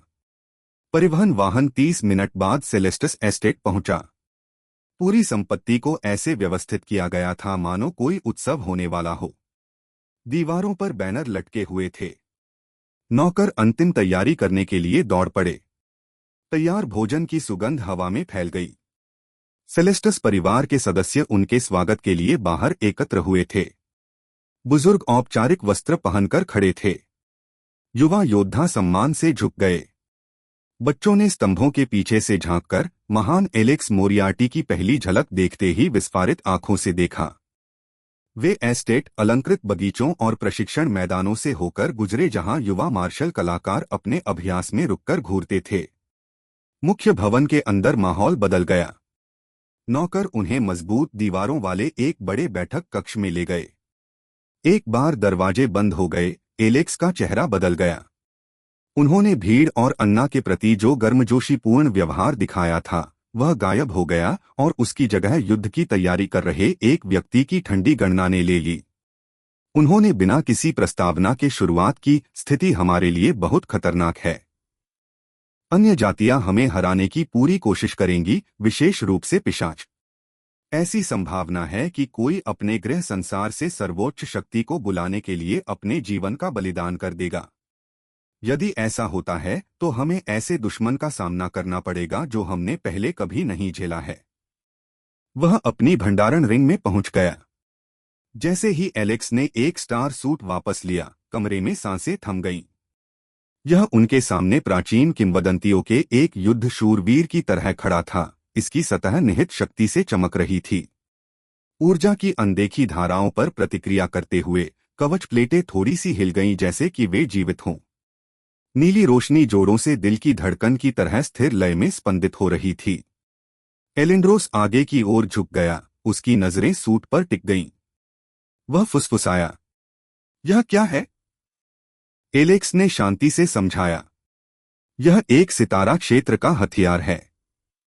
यदि आप इसे पहनते हैं तो आप सीमित समय के लिए सितारा क्षेत्र की शक्ति प्राप्त करेंगे। मैंने इसे अपनी यात्रा के दौरान एक खंडहर में पाया। यह तकनीक वर्तमान में मानवता के पास मौजूद किसी भी चीज से कहीं आगे है। जूलियस अपनी सीट से उठा, किसी पवित्र चीज की ओर आ रहे व्यक्ति की श्रद्धा के साथ सूट के पास पहुंचा। उसने कहा, तारा क्षेत्र की शक्ति, यानी जो ग्रहों से परे हैं। एलेक्स ने सिर हिलाया, हाँ, मैं इसी तरह के सूट बनाने जा रहा हूं। हालांकि वे संभवतः केवल ग्रह स्तर तक ही पहुंचेंगे, लेकिन यह पर्याप्त होगा यदि हमारे पास उनमें से पर्याप्त हैं। हमें सभी इंजीनियरों, सभी वैज्ञानिकों, उन्नत तकनीक को समझने वाले किसी भी व्यक्ति को इकट्ठा करने की जरूरत है। आर्थर ने चुपचाप पूछा, आप कितने बना सकते हैं? कितनी जल्दी? एलेक्स ने प्रश्न पर विचार किया। सीमित कारक ऊर्जा कोर है। मैंने पहले ही 5 ग्रहीय कोर को शुद्ध कर दिया है, इसलिए अब 5 सूट बनाए जा सकते हैं। जैसे ही वह बोला, एलेक्स ने कुछ देखा। कमरे में मौजूद हर व्यक्ति स्टार सूट को अपनी पहचानी अभिव्यक्ति के साथ घूर रहा था। उनकी आंखें हल्की सी चमक गई थीं, उनके मुंह अलग हो गए थे। आर्थर के मुंह के कोने से लार की एक पतली रेखा निकल रही थी। एलेक्स ने मुस्कुराहट दबा दी। वह प्रतिक्रिया को समझ गया। उन मार्शल कलाकारों के लिए जिन्होंने अपना जीवन सत्ता के लिए संघर्ष करते हुए बिताया था, तुरंत स्टार क्षेत्र की ऊर्जा हासिल करने का वादा पूरा करना लगभग मुश्किल था। उसने घोषणा की थी, यह सूट उस व्यक्ति का होगा जो 6 घंटे के भीतर इसके साथ पूरी तरह से तालमेल बिठा सकता है। इसे पहनते समय आप जितने अधिक राक्षसों को मारेंगे, आपका तालमेल उतनी ही तेजी से बढ़ेगा। मैं हर किसी को कोशिश करने का मौका दूंगा। एलिंड्रोस ने सूट से अपनी नजरें हटा लीं। उसने पूछा, हर कोई? आपका मतलब है? एलेक्स ने स्पष्ट किया, मेरा मतलब इस कमरे में मौजूद सभी लोगों से है। मेरे पिता को दूसरा स्टार सूट मिलेगा, लेकिन शेष उम्मीदवारों को योग्यता, क्षमता और सिंक्रनाइजेशन क्षमता के आधार पर चुना जाएगा। मैंने अपनी मूल योजना बदल दी है। अब मैं हर किसी को मौका देना चाहता हूं। लेकिन इसे समझें, सूट ज्ञान नहीं देता है। यह अनुभव नहीं देता है। यह शक्ति देता है, इससे ज्यादा कुछ नहीं। परमाणु हथियार वाला बच्चा अभी भी बच्चा है। आपको इसके लिए तैयार रहना चाहिए कि इसका क्या मतलब है, एलेक्स ने गंभीरता से कहा। अन्ना ने धीरे से पूछा, इसका मतलब क्या है? एलेक्स ने उससे नजरें मिलाईं। इसका मतलब है कि जब आप यह सूट पहनते हैं तो आप एक लक्ष्य बन जाते हैं। दुश्मन को आपकी ताकत का एहसास होगा। वे पहले आपके पास आएंगे। आप उन विरोधियों का सामना करेंगे जिन्होंने हत्या करना सीखने में सदियों बिताए हैं। यह सूट आपको उनसे लड़ने की ताकत देता है। यह गारंटी नहीं देता कि आप जीवित रहेंगे। कमरा खामोश हो गया। आर्थर ने अपनी ठुड्डी से लार पोंछी, उसकी अभिव्यक्ति गंभीर हो गई। उसने कहा, फिर हम प्रशिक्षण लेते हैं। हम तैयारी करते हैं। हम यह सुनिश्चित करते हैं कि समय आने पर हम उस शक्ति के योग्य हों जो हम रखते हैं। एलेक्स मंद-मंद मुस्कुराया। बिल्कुल यही हम करेंगे। अब मैं आपको पहले 5 प्रोटोटाइप डिजाइन दिखाता हूं, और फिर हम उम्मीदवारों का चयन करना शुरू करते हैं। वह फिर से अपने भंडारण रिंग में पहुंच गया और होलोग्राफिक प्रक्षेपण मेज के ऊपर जीवंत हो उठे। 5 लड़ाकू सूट प्रकाश में आए, प्रत्येक अलग अलग विशिष्टताओं, अलग अलग क्षमताओं, अलग अलग उद्देश्यों के साथ। क्या आपको कहानियां और ऑडियो बुक्स पसंद हैं? तो जुड़िए नॉवल एक्सप्लेनर से, जहां हर कहानी खास बनती है। अब समय की कोई कमी नहीं। कभी भी, कहीं भी अपनी पसंदीदा कहानियां सुनें। आप कौन सी कहानी सुनना चाहते हैं? कमेंट में अपनी पसंदीदा नॉवेल या कहानी का नाम लिखें। मैं 5 दिनों के अंदर उस नॉवेल सीरीज को अपलोड कर दूंगा। ध्यान दें, कुछ कहानियां 18+ दर्शकों के लिए हो सकती हैं। कृपया ईयरफोन लगाकर सुनें। अभी सब्सक्राइब करें। अध्याय 93 नूह सेलेस्टस परिवार में पहुंचा। जब एलेक्स ने कॉल शुरू की तो संचार लिंक तुरंत बन गया। इतनी तेजी से स्थिर हुआ कि ऐसा लगा जैसे कनेक्शन उसका इंतजार कर रहा था। दूसरी ओर नूह ने बिना देर किए जवाब दिया। उसके स्वर में इस तरह से नरमी आई कि यह पता चला कि वह किसी भी गंभीर बात से निपटने के बजाय खुद का आनंद ले रहा था। क्या हो रहा है, एलेक्स? नूह ने पूछा। एलेक्स ने खुशियों में समय बर्बाद नहीं किया, क्योंकि उसका ध्यान कॉल के उद्देश्य पर केंद्रित था।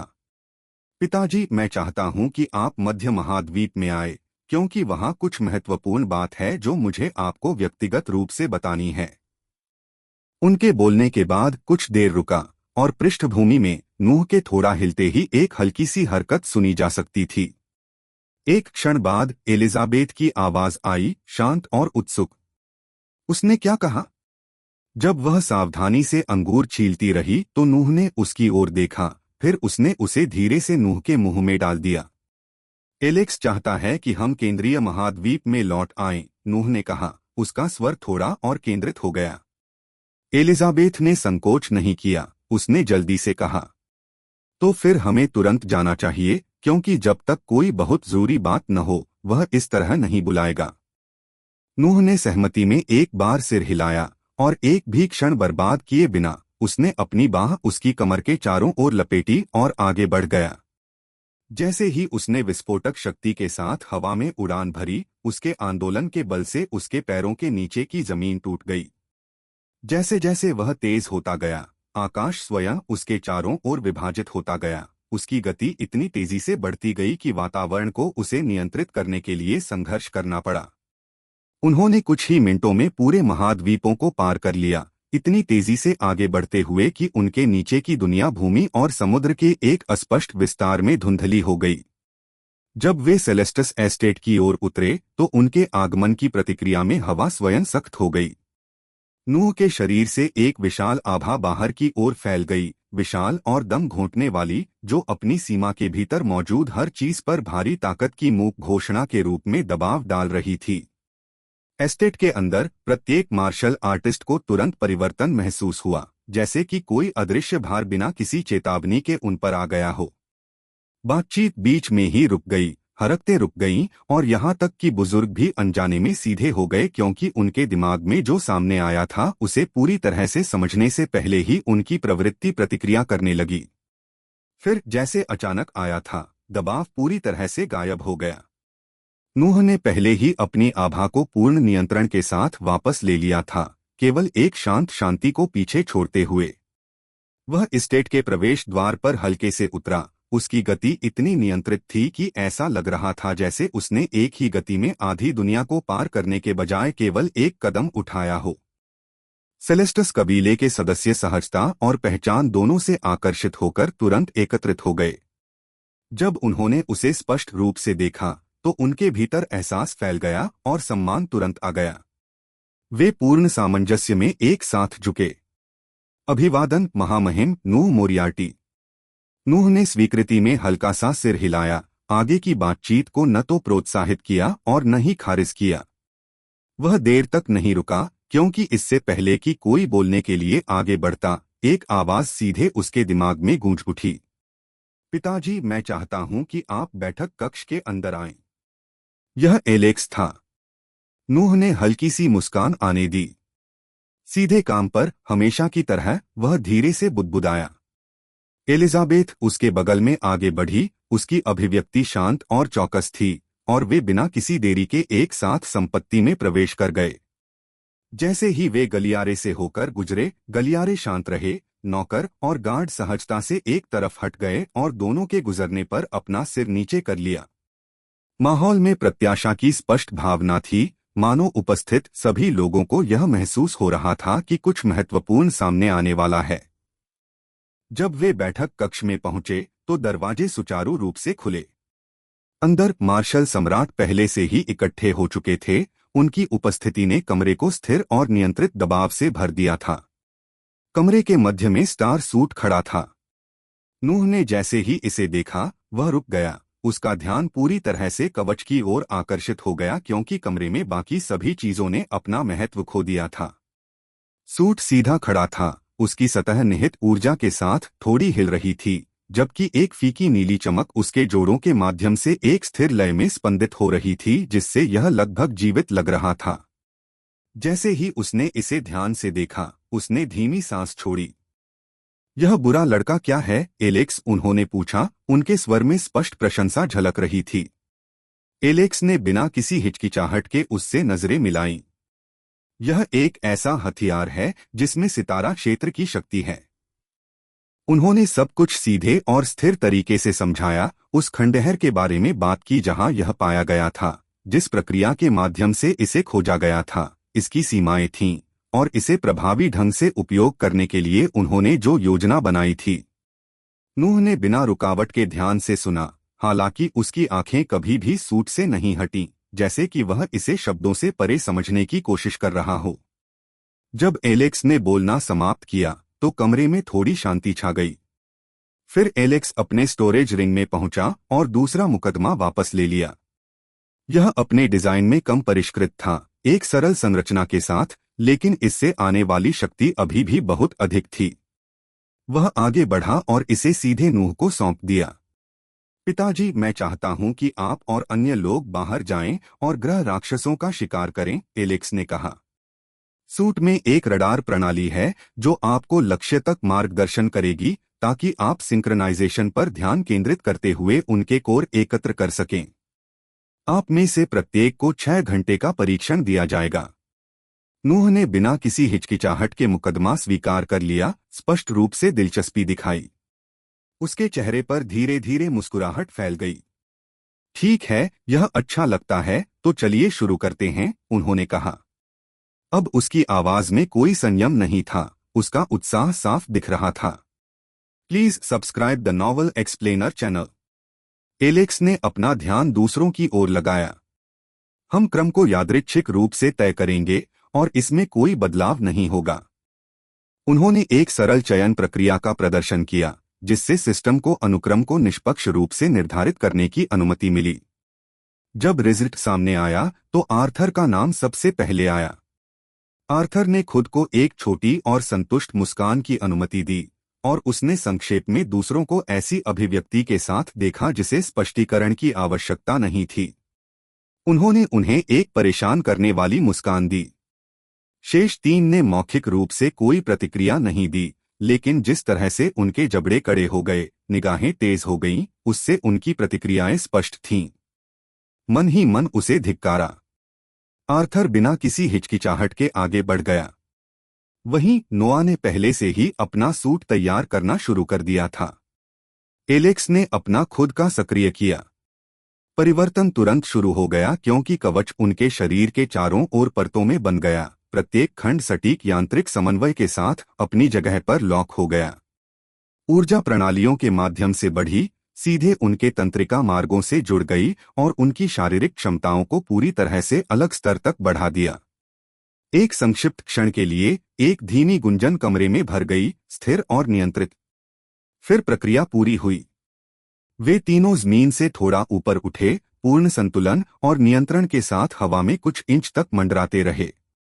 उनके संयुक्त ऊर्जा उत्पादन द्वारा बनाए गए दबाव के कारण उनके चारों ओर की हवा थोड़ी विकृत हो गई। बिना किसी और शब्दों का आदान प्रदान किए वे एक ही समय में आगे बढ़ गए। वे जबरदस्त गति से ऊपर की ओर बढ़े और जब वे एक ही गति में हवा को तोड़ते हुए आकाश की ओर बढ़े तो संपत्ति की दीवारें कांपने लगीं। कुछ ही क्षणों में वे आंखों से पूरी तरह ओझल हो गए। उनके जाने के बाद सन्नाटा छा गया। कमरे के अंदर शेष मार्शल सम्राट शांत खड़े थे। उनके भाव गंभीर थे क्योंकि उन्होंने जो कुछ देखा था उसे संसाधित कर रहे थे।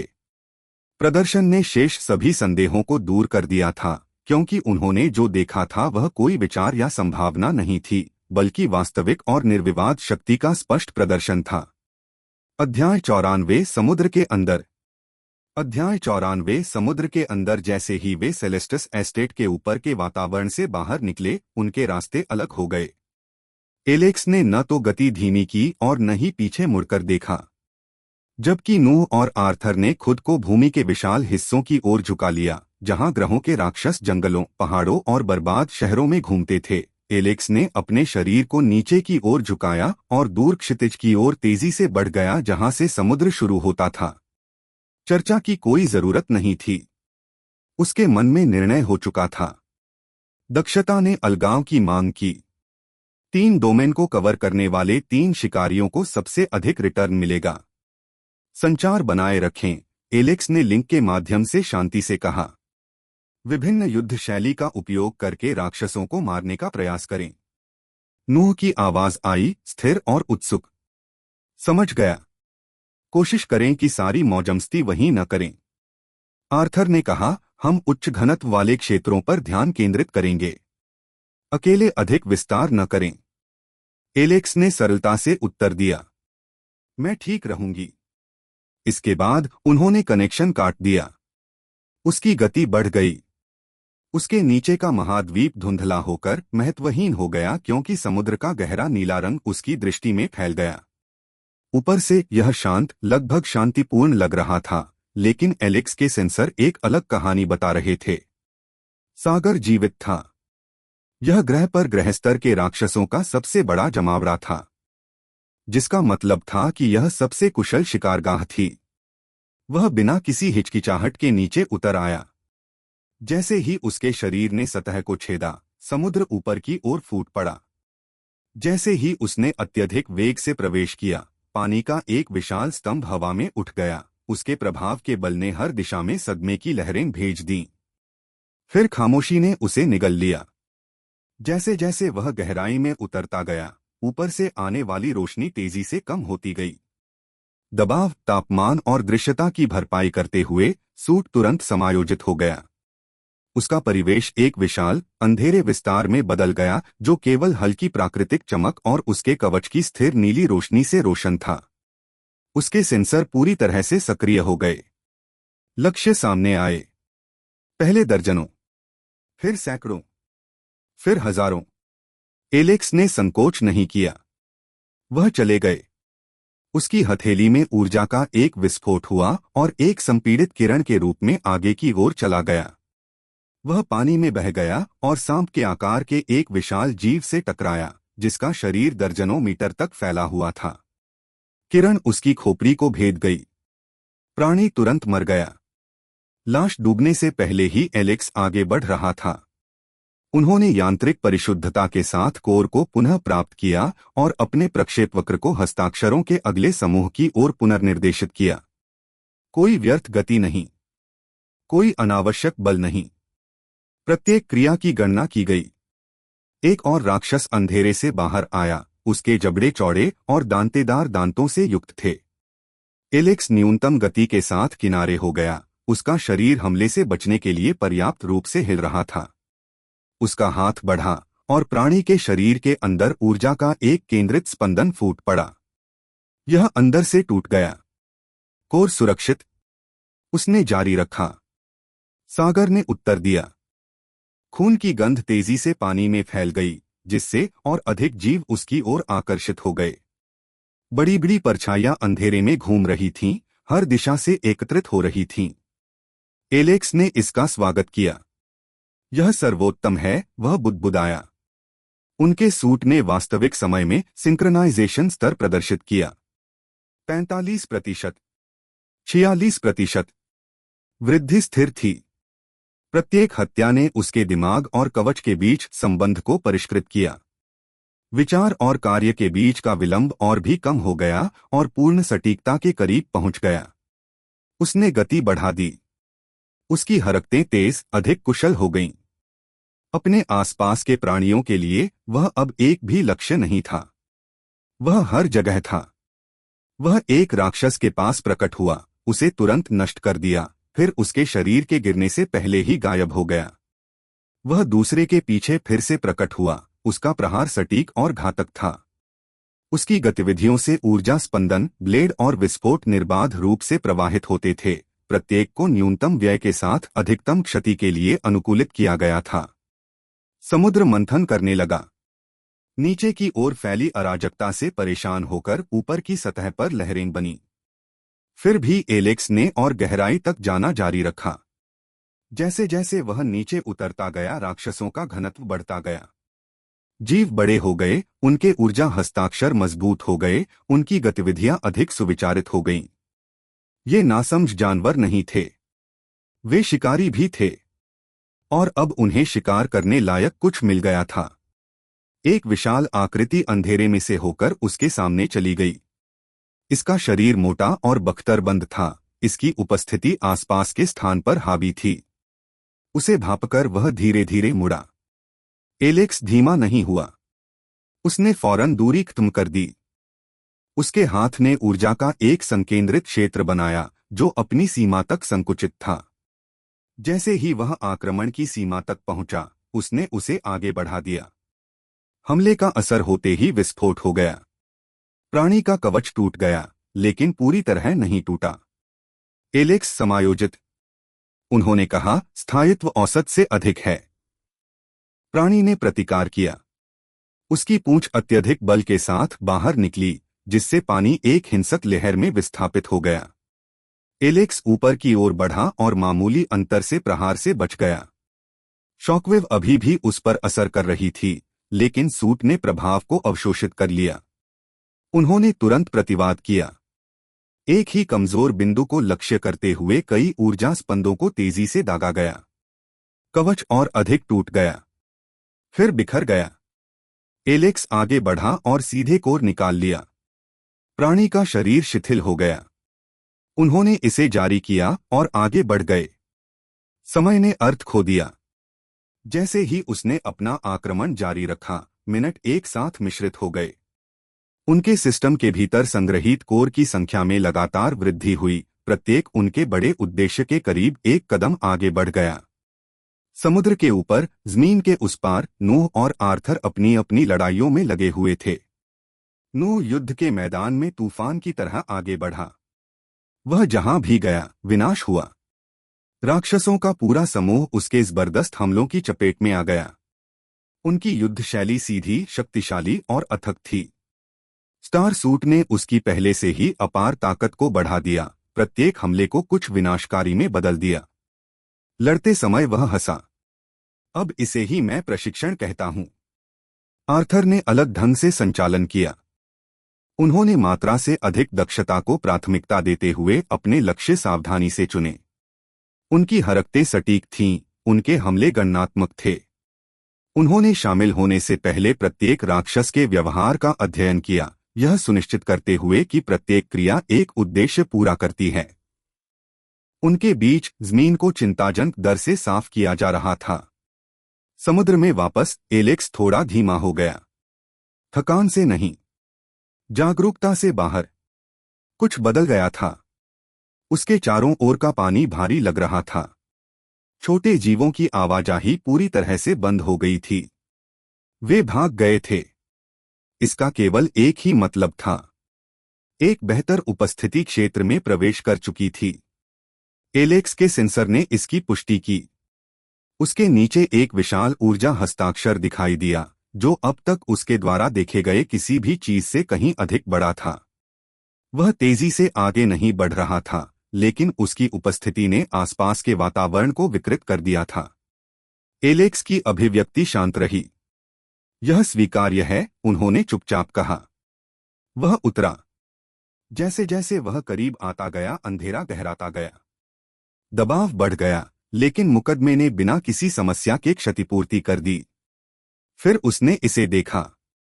एक विशाल इकाई समुद्र तल के निकट विश्राम कर रही थी।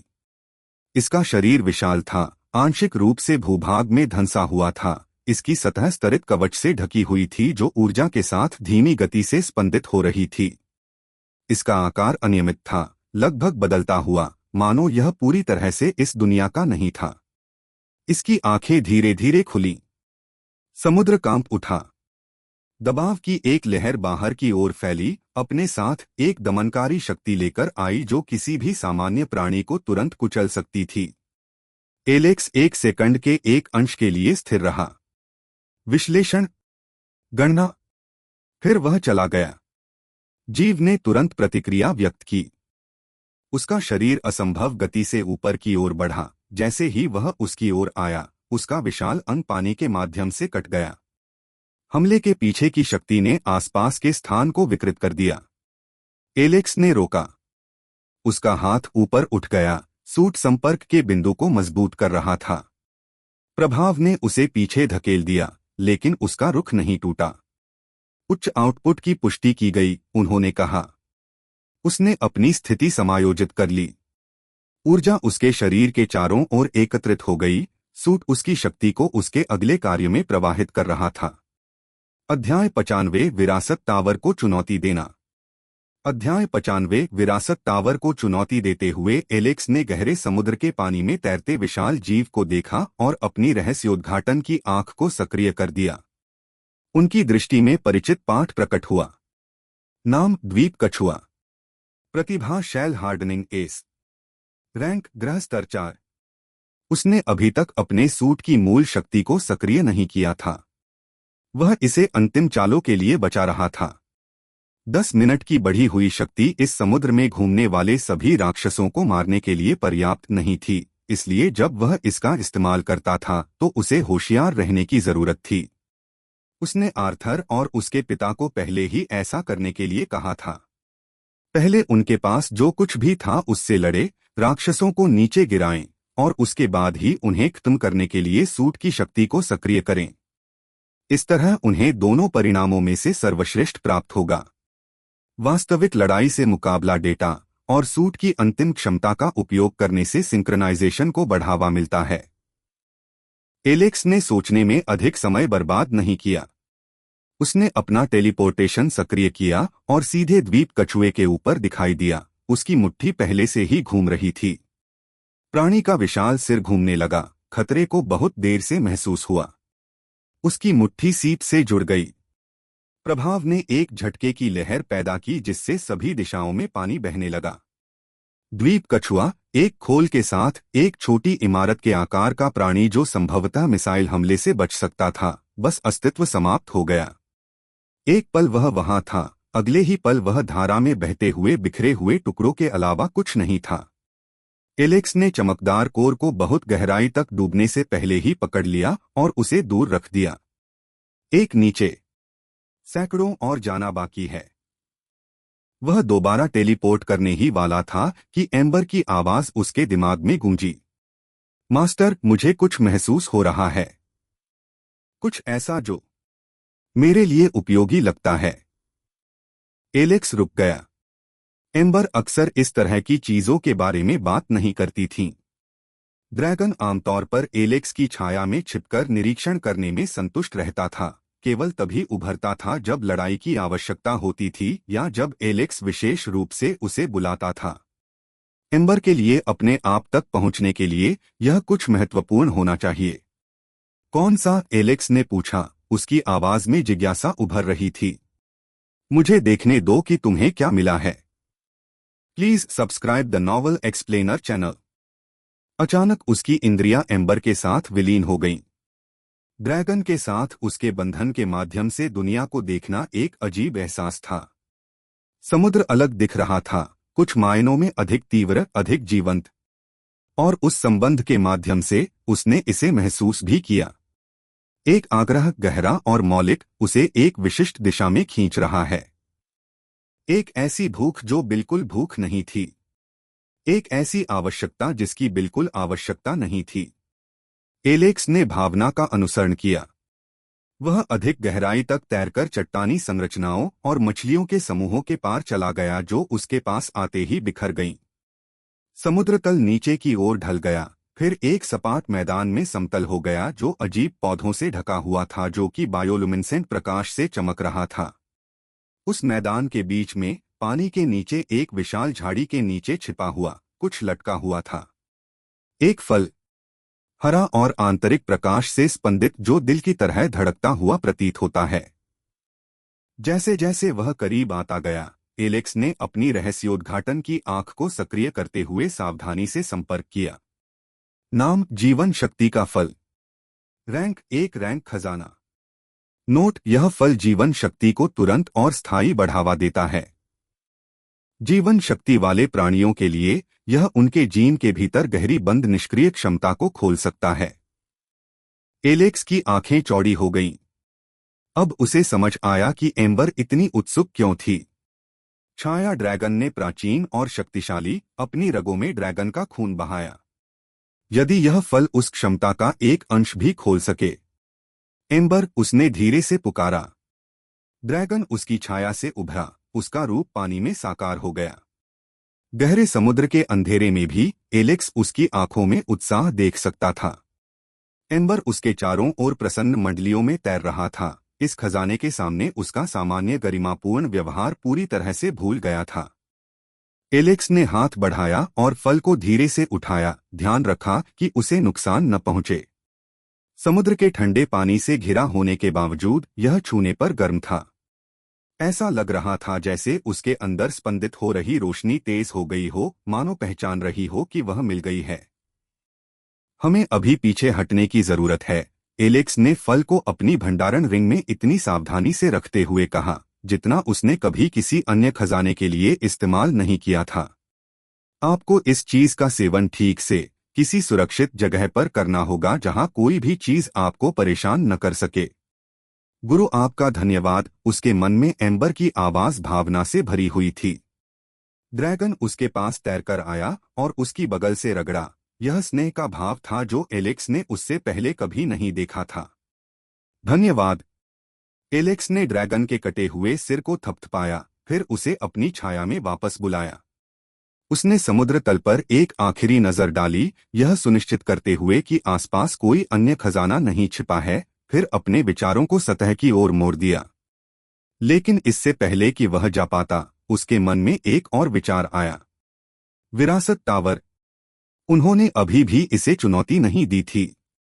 और जो कुछ भी आने वाला था, आक्रमण, आगे की लड़ाई, उसके पास ज्यादा समय नहीं बचा था।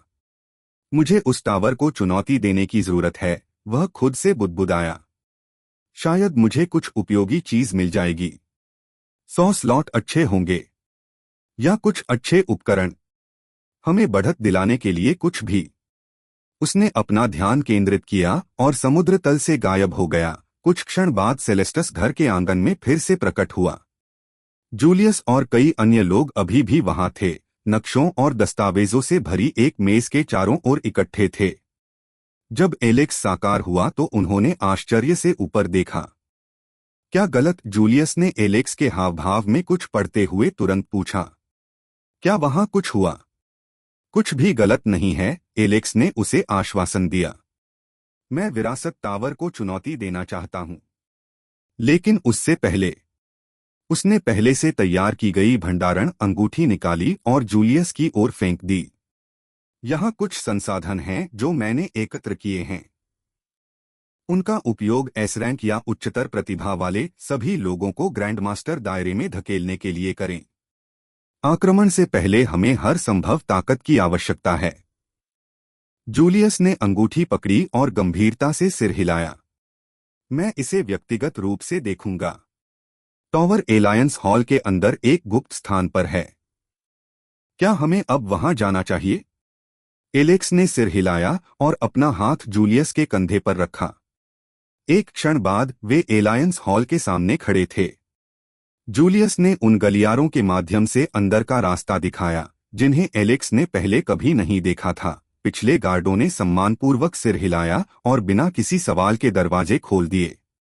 वे एक लंबी सीढ़ी से नीचे उतरे, फिर दूसरी सीढ़ी से, जब तक कि एलेक्स को यकीन नहीं हो गया कि वे गहरे भूमिगत होंगे। अंततः वे एक विशाल दरवाजे पर पहुंचे, जो आसानी से 20 फीट ऊंचा था और किसी गहरे धातु से बना था जो प्रकाश को प्रतिबिंबित करने के बजाय अवशोषित करता प्रतीत होता था। 2 बूढ़े लोग दोनों तरफ पहरा दे रहे थे। उनके शरीर से ऐसी शक्ति निकल रही थी जिससे उनके चारों ओर की हवा भारी महसूस हो रही थी। मार्शल सम्राट वे दोनों। ऐसे लड़ाके जो एक ही मुक्के से पहाड़ों को समतल कर सकते हैं। जब उन्होंने एलेक्स और जूलियस को पास आते देखा तो दोनों बूढ़े सीधे हो गए और गहराई से झुक गए। बिना कुछ कहे वे मुड़े और बड़े दरवाजे को धक्का देकर खोल दिया। Please subscribe the novel explainer channel. दरवाजों के पार एक विशाल गोलाकार कमरा था और उस कमरे के केंद्र में जमीन से कई फीट ऊपर तैरता हुआ एक द्वार था। यह विशाल था, आसानी से 30 फीट चौड़ा, चमकदार नीली रोशनी का एक घूमता हुआ भंवर जो एलेक्स की आत्मा को खींचता हुआ प्रतीत होता था। खिंचाव बहुत ज्यादा था, जैसे आप किसी झरने के किनारे खड़े हों और महसूस कर रहे हों कि पानी आपको नीचे खींचने की कोशिश कर रहा है। इसे देखते ही एलेक्स के रोंगटे खड़े हो गए। याद रखें, जूलियस ने गंभीर आवाज में कहा, एक बार जब आप कमरे में प्रवेश करते हैं तो पोर्टल आपसे बात करेगा। यह आपको आपके परीक्षण के लिए विकल्प देगा। सावधानी से चुनें। एक बार जब आप अपनी पसंद बना लेंगे तो आपको अंदर खींच लिया जाएगा। कोई नहीं जानता कि वास्तव में कौन से परीक्षण इंतजार कर रहे हैं। प्रवेश करने वाला प्रत्येक व्यक्ति कुछ अलग अनुभव करता है, लेकिन आपके प्रदर्शन के आधार पर आपको रेटिंग और इनाम मिलेगा। आप जितना बेहतर करेंगे, इनाम उतना ही बेहतर होगा। एलेक्स ने हर शब्द को याद करते हुए सिर हिलाया। उसने एक गहरी सांस ली, फिर विशाल दरवाजे की ओर चल दिया। वह एक तेज आवाज के साथ उसके पीछे बंद हो गया, जिसकी आवाज खाली कमरे में गूंज उठी। वह धीरे धीरे पोर्टल के पास पहुंचा, हर कदम उसे उस घूमती हुई नीली रोशनी के करीब लाता रहा। जब वह 10 मीटर के भीतर था, तो एक आवाज सीधे उसके दिमाग में बोली। उसके कानों के माध्यम से नहीं, बल्कि सीधे उसके विचारों में, प्राचीन और शक्तिशाली। आप किस मुकदमे को चुनौती देना चाहते हैं? स्पिरिट मास्टर, एलेक्स ने बिना किसी हिचकिचाहट के कहा। जैसे ही ये शब्द उसके मुंह से निकले, एक जबरदस्त खिंचाव शक्ति ने उसके शरीर को जकड़ लिया। उसने विरोध नहीं किया। दुनिया धुंधली हुई, विकृत हुई और फिर सुधर गई। एलेक्स ने खुद को एक सफेद कमरे में खड़ा पाया, सुविधाहीन और खाली। इससे पहले कि वह इधर उधर देख पाता, नीली रोशनी की एक किरण ऊपर से नीचे गिरी और उसके शरीर को सिर से पैर तक स्कैन करने लगी। यह अजीब लगा, जैसे किसी मानव तकनीक से कहीं अधिक उन्नत चीज द्वारा एक्सरे किया जा रहा हो।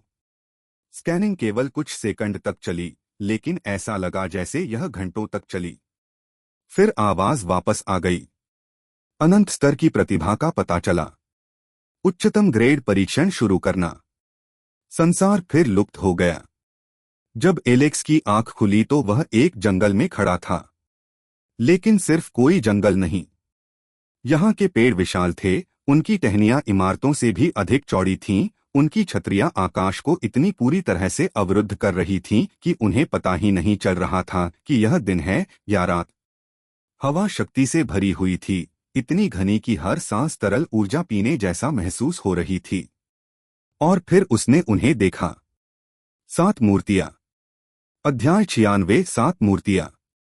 अध्याय 96 7 मूर्तियां वे उसके सामने एक अर्धवृत्त में व्यवस्थित होकर खड़ी थीं। प्रत्येक अपने तरीके से शानदार था, किसी न किसी पत्थर से बनाया गया था जो भीतर से चमकता हुआ प्रतीत होता था। वे विशाल थे, आसानी से 50 फीट लंबे थे, और उन्होंने गरिमा और शक्ति को इतनी तीव्रता से प्रसारित किया कि एलेक्स को घुटने टेकने की लगभग जबरदस्त इच्छा महसूस हुई। प्रत्येक मूर्ति के चारों ओर अजीब हथियार हवा में तैर रहे थे, धीरे धीरे चक्कर लगा रहे थे जैसे कि अदृश्य हाथों से पकड़े गए हों। एक मूर्ति में एक छड़ी थी, मोटी और क्रूर। दूसरे के पास एक डिस्क थी, जो बिल्कुल गोल थी और जटिल नक्काशी से ढकी हुई थी। तीसरे के हाथ में एक तलवार थी जो शुद्ध प्रकाश से बनी हुई लग रही थी। इसके बगल में एक मूर्ति खड़ी थी, जिसकी ढाल इतनी विशाल थी कि शायद वह किसी उल्का को भी रोक सकती थी। उसके बगल में क्रिस्टल से बना एक धनुष तैर रहा था, एक तीर पहले से ही नोकदार था और उड़ने के लिए तैयार था। छठी प्रतिमा के हाथ में एक भाला था जो बमुश्किल बिजली गिरने पर कड़कड़ाता था। लेकिन यह 7वीं मूर्ति थी जिसने एलेक्स का ध्यान आकर्षित किया। जो बीच में है। इसके पास कोई हथियार नहीं था। इसकी किसी को जरूरत नहीं थी।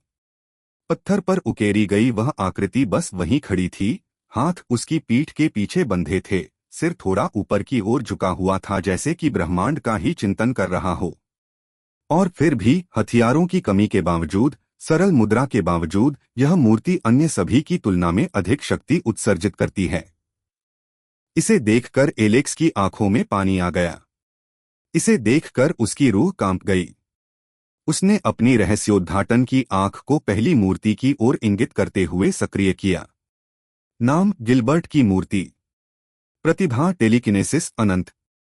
रैंक पार हो गया। नोट, वह मर्लिन द सेज के छठे छात्र हैं। टेलीकिनेसिटी में उनकी महारत ने उन्हें एक विचार के साथ आकाशगंगाओं को स्थानांतरित करने की अनुमति दी। उन्होंने डंडा को अपने हथियार के रूप में चुना क्योंकि वह अपने दुश्मनों का बिना किसी चाल या धोखे के सीधे सामना करने में विश्वास करते थे। लेकिन जरूरत पड़ने पर उसकी छड़ी छोटे छोटे रूपों में बंट सकती है। एलेक्स की सांसें उसके गले में अटक गईं। श्रेष्ठ पद, शाश्वत स्तर की प्रतिभा। और यह सिर्फ छठा छात्र था। उसने अपनी नजर अगली मूर्ति की ओर घुमाई। नाम क्रेमोल्ड की मूर्ति। प्रतिभा टेलीकिनेसिस अनंत। रैंक पार हो गया। नोट, वह मर्लिन द सेज के 5वें छात्र हैं। क्रेमोल्ड ने डिस्क को प्राथमिकता दी, एक ऐसा हथियार जिसमें बहुत कम लोग महारत हासिल कर सकते थे। वह इसे इतनी तेजी से घुमा सकता था कि यह आयामी बाधाओं को काट सकता था। उसके शत्रुओं ने उसे कभी आते नहीं देखा। एलेक्स ने एक एक करके मूर्तियों की जांच की। हर एक एक जैसा था। शाश्वत स्तर की टेलीकिनेसिस प्रतिभा। श्रेष्ठ पद। हर कोई अपने चुने हुए हथियार का स्वामी है, हर कोई एक ही महान व्यक्ति का छात्र है। पांचवी मूर्ति स्फटिक धनुष धारण किए हुए थी। नाम वेरियन की मूर्ति। प्रतिभा टेलीकिनेसिस अनंत। रैंक पार हो गया। नोट, वह मर्लिन द सेज के चौथे छात्र हैं।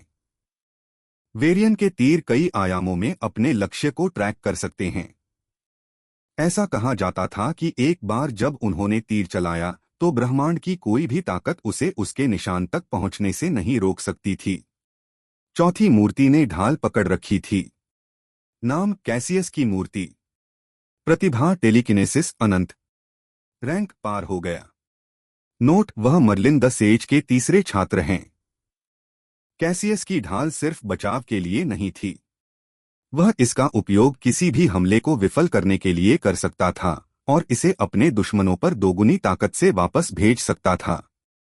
उन्होंने कभी कोई लड़ाई नहीं हारी। तीसरी मूर्ति ने हल्की तलवार पकड़ ली। नाम सेराफिना की मूर्ति। प्रतिभा टेलीकिनेसिस अनंत। रैंक पार हो गया। नोट, वह मर्लिन द सेज की दूसरी छात्रा है। सेराफिना की तलवार विचार से भी तेज, प्रकाश से भी तेज चलती थी। वह अवधारणाओं को उतनी ही आसानी से काट सकती थी जितनी आसानी से मांस को। शत्रु अन्य सभी से अधिक उससे डरते थे। दूसरी मूर्ति ने कड़कता हुआ भाला पकड़ रखा था। नाम मैक्सिमस की मूर्ति। प्रतिभा टेलीकिनेसिस अनंत। रैंक पार हो गया। नोट, वह मर्लिन द सेज के पहले छात्र हैं। मैक्सिमस का भाला अस्तित्व में मौजूद किसी भी चीज को छेद सकता था। स्थान, समय, वास्तविकता ही उनके आरोप के सामने कुछ भी टिक नहीं सका। एलेक्स का दिल अब तेज हो रहा था। 6 मूर्तियां। शाश्वत स्तर की प्रतिभाओं वाले 6 पारलौकिक प्राणी। एक ही गुरु के सभी छात्र। उसने अपनी नजर केंद्रीय मूर्ति की ओर घुमाई, जिसके पास कोई हथियार नहीं था, जिसे देखने मात्र से उसकी आत्मा दुखने लगी थी। उसकी रहस्योद्घाटन की आंख सक्रिय हो गई और जो शब्द सामने आए उससे उसका दिमाग सदमे से शून्य हो गया। नाम मर्लिन की मूर्ति। प्रतिभा टेलीकिनेसिस उत्पत्ति। रैंक अर्ल मल्टीवर्सल क्षेत्र। ध्यान दें, वह ब्रह्मांड के 5 ऋषियों में से एक हैं जो वास्तविकता की सीमाओं को पार कर चुके हैं। मर्लिन संतों के बीच अर्ल बनकर मल्टीवर्सल दायरे में पहुंच गए। उनकी टेलीकिनेसिस केवल एक शक्ति नहीं थी, यह अस्तित्व का एक मौलिक नियम था। एक विचार के साथ वह ब्रह्मांड बना सकता था।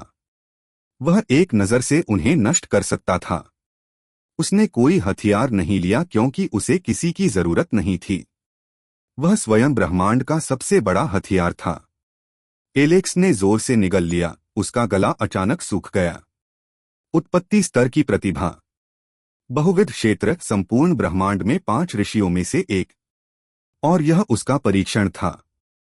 मूर्तियां अचानक हिल गईं, उनकी पत्थर की आंखें आंतरिक प्रकाश से चमक उठीं।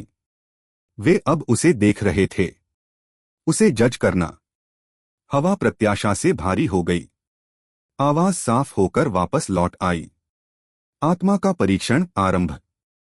उद्देश्य मर्लिन द सेज और उनके 6 छात्रों की पहचान अर्जित करना। कम से कम विद्यार्थी की मान्यता अर्जित करना आंशिक रूप से सफल माना जाएगा। विधि अज्ञात। इनाम, आप उनमें से किसी एक के छात्र बन सकते हैं।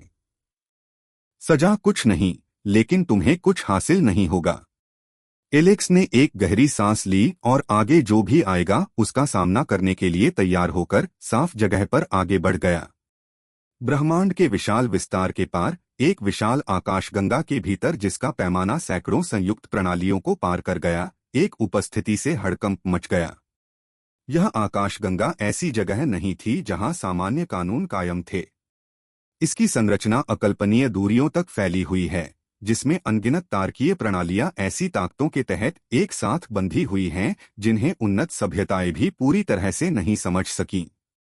इसके केंद्र में, एक ऐसे विशाल सौर मंडल के भीतर जिसने संपूर्ण आकाशगंगा समूहों को बौना कर दिया, एक युवा व्यक्ति ने धीरे से अपनी आंखें खोलीं। पारंपरिक अर्थों में कोई हलचल नहीं थी, फिर भी जैसे ही उसकी चेतना जागी, आसपास का स्थान प्रतिक्रिया करने लगा। ओह, किसी ने मेरा परीक्षण शुरू कर दिया है, उन्होंने धीरे से कहा। उनके स्वर में आश्चर्य के बजाय जिज्ञासा की झलक थी। मुझे देखने दो। उसने फिर से अपनी आंखें बंद कर लीं, हालांकि यह इशारा केवल प्रतीकात्मक था। अगले ही पल में उनकी जागरूकता वास्तविकता की परतों में स्थानांतरित हो गई, दूरियां पार करने लगी जिन्हें प्रकाशवर्ष या समय में नहीं मापा जा सकता था। उसकी चेतना उस जंगल में प्रवेश कर गई जहां एलेक्स था। छठी प्रतिमा के सामने युवक का रूप साकार हो गया। ये उनकी मूर्ति थी।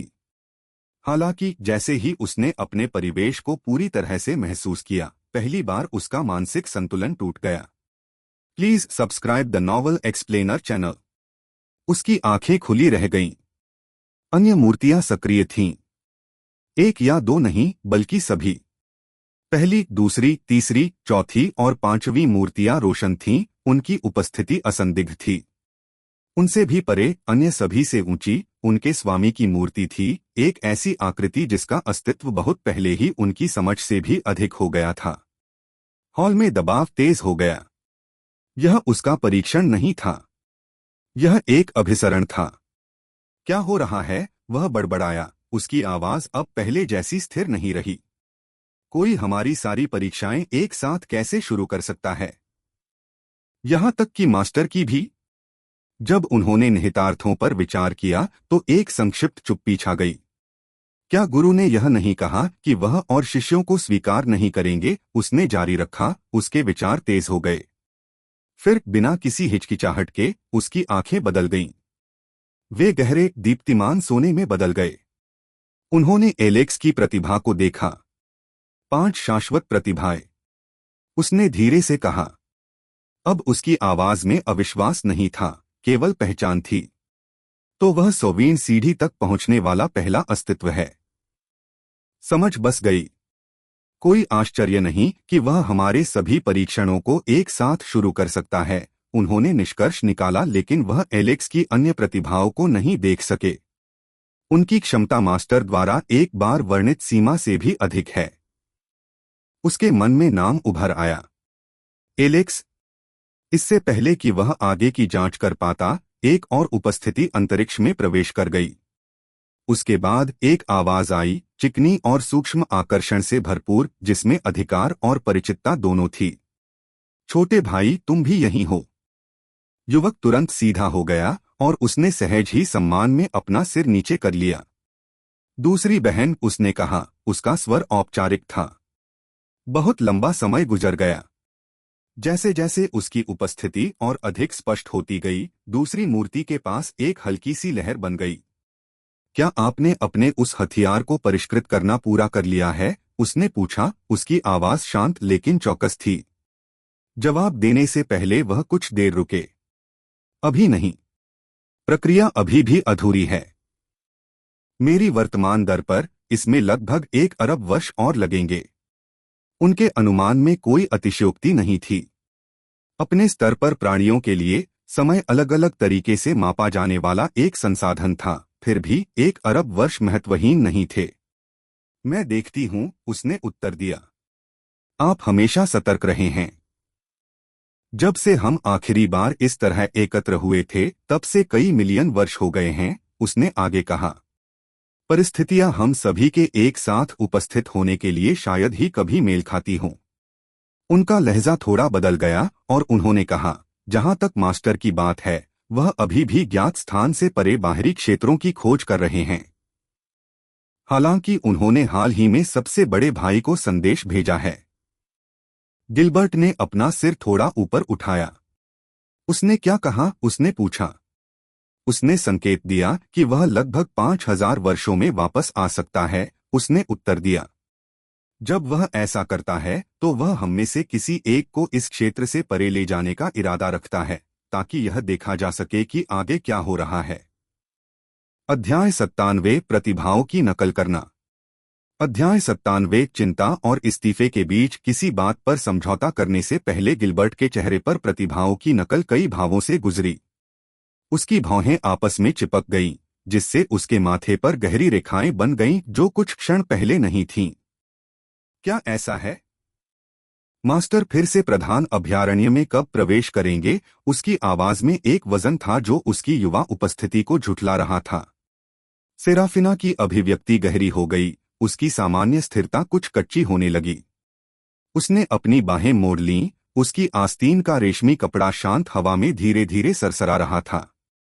पता नहीं, लेकिन तुम्हें वहां का हाल मालूम है? वह रुकी, जिससे उसके शब्दों का वजन कम हो गया। हम सिर्फ उन उच्च स्तर के कमीनों के नौकर हैं।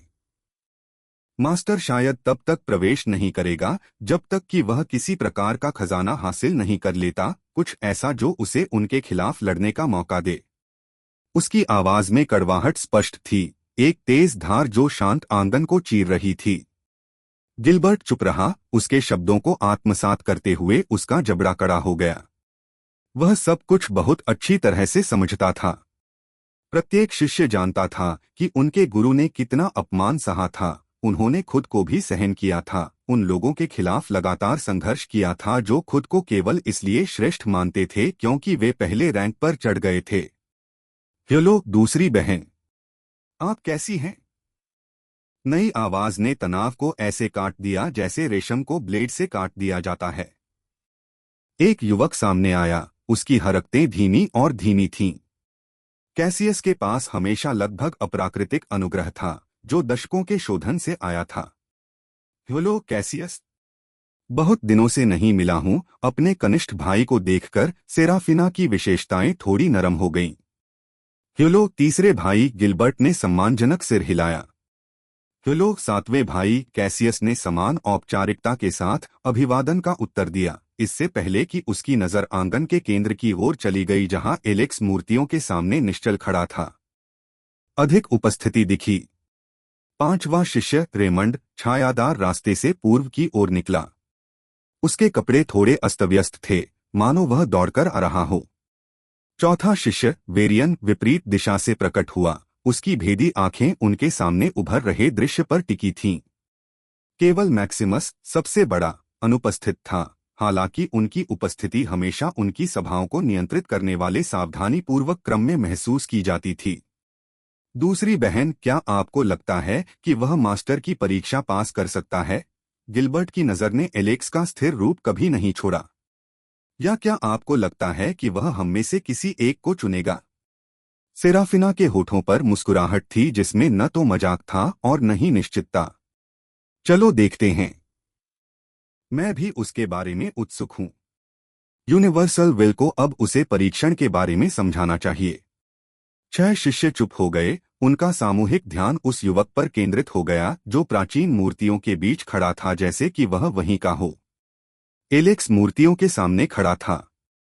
उसके चारों ओर मूर्तियां थीं, प्रत्येक मूर्ति ऐसी सामग्री से बनाई गई थी जो परिवेश की रोशनी में पीती हुई प्रतीत होती थी। उसकी आंखें पत्थर और जादू की प्रत्येक उत्कृष्ट कृति पर टिकी हुई धीरे धीरे एक से दूसरे की ओर घूमती रहीं। उससे बात करने वाली आवाज न तो तेज थी और न ही धीमी।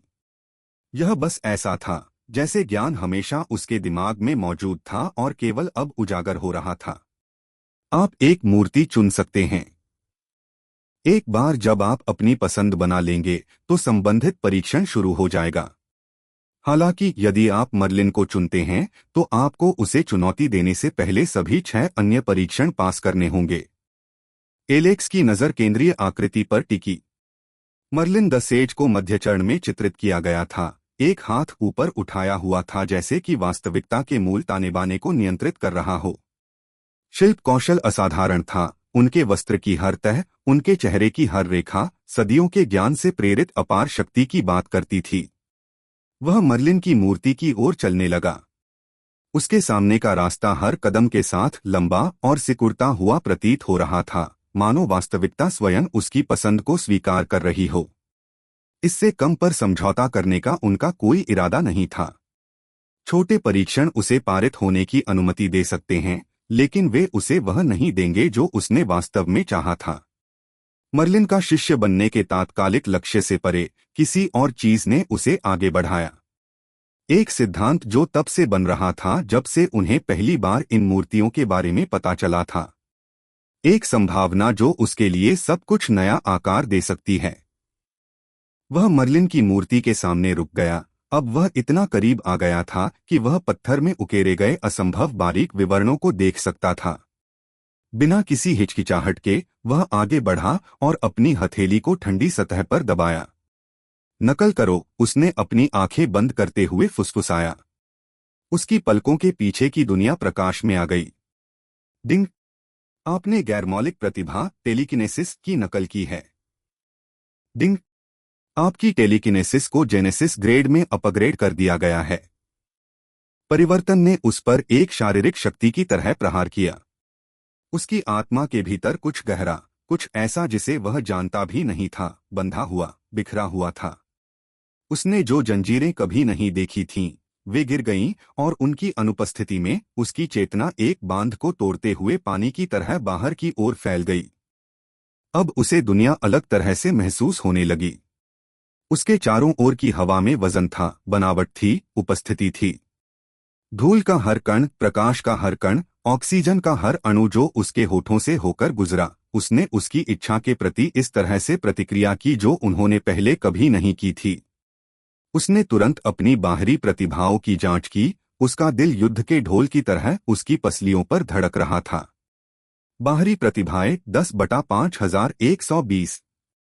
उसके चेहरे पर एक मुस्कुराहट फूट पड़ी। 5000 से अधिक स्लॉट। सरासर क्षमता चौंका देने वाली थी। उसका दिमाग, जो कभी मुट्ठी भर वस्तुओं पर नियंत्रण बनाए रखने के लिए तनावग्रस्त था, अब ऐसा महसूस हो रहा था कि वह पहाड़ों को भी घेर सकता है। लेकिन वह खत्म होने से बहुत दूर था। वह अगली मूर्ति की ओर बढ़ा। उसके कदम हल्के हो गए। उसका उद्देश्य स्पष्ट हो गया। दूसरे चित्र में लहराते वस्त्र पहने एक योद्धा को दर्शाया गया है, जिसका एक हाथ स्वर्ग की ओर फैला हुआ है। एलेक्स ने पत्थर को छुआ। कॉपी करें। डिंग! होस्ट के पास पहले से ही इस प्रतिभा का एक बेहतर संस्करण मौजूद है। क्या आप 3 स्लॉट का त्याग करके उसे एक नए स्लॉट में कॉपी करना चाहते हैं? कोई अतिरिक्त लाभ नहीं दिया जाएगा। हाँ, उसने सांस ली। डिंग! आपने शाश्वत स्तर की प्रतिभा टेलीकिनेसिस की नकल की है। उसकी क्षमता से 3 स्लॉट गायब हो गए, लेकिन उसे कोई नुकसान नहीं हुआ। यह एक बड़े डिजाइन में एक कदम मात्र था। उन्होंने इस प्रक्रिया को 2 बार दोहराया और प्रतिभाओं की प्रतियों के लिए कुल 9 स्लॉट का त्याग किया, जो कि उनके पास अब की तुलना में बहुत कम थे। ठंडे पत्थर के प्रत्येक स्पर्श ने उसकी चेतना में लहरें पैदा कर दी। प्रत्येक प्रतिभा ने उस विशाल संपूर्णता का एक टुकड़ा कॉपी कर लिया जिसका वह निर्माण कर रहा था। डिंग! आपके पास 3 समान प्रतिभाएं हैं। क्या आप उनका विलय करना चाहते हैं? उसकी मुस्कान चौड़ी हो गई। यही वह क्षण था जिसके लिए वह काम कर रहा था। हाँ। डिंग! आपने जेनेसिस ग्रेड टेलीकिनेसिस प्रतिभा प्राप्त कर ली है। 3 मूर्तियां शेष रह गईं। वह क्या कर रहा है? सेराफिना की आवाज शिष्यों के मूक अवलोकन को भेद गई। भयावह भयावहता के करीब पहुंचने वाली किसी बात पर समझौता करने से पहले उसका चेहरा अविश्वास के कई रंगों से गुजर चुका था। क्या वह विकृत है? वह उस खौफनाक मुस्कान के साथ हमारी मूर्तियों को क्यों छू रहा है? कैसियस ने अपना सिर झुका लिया। उसकी भौहें सचमुच असमंजस में पड़ गईं। मुझे नहीं पता, लेकिन वह निश्चित रूप से अस्पष्ट दिखता है। ब्रह्मांड के 6 सर्वोच्च स्वामी, वे प्राणी जिन्होंने साम्राज्यों के उत्थान और पतन, सितारों के जन्म और मृत्यु, देवताओं की साजिशों और नश्वर लोगों की मूर्खता को देखा था, ने चुपचाप, सर्वसम्मति से, मानसिक रूप से अपने संभावित नए कनिष्ठ भाई को विकृत करार दिया था। एलेक्स अपनी बनाई जा रही प्रतिष्ठा से अनभिज्ञ रहा।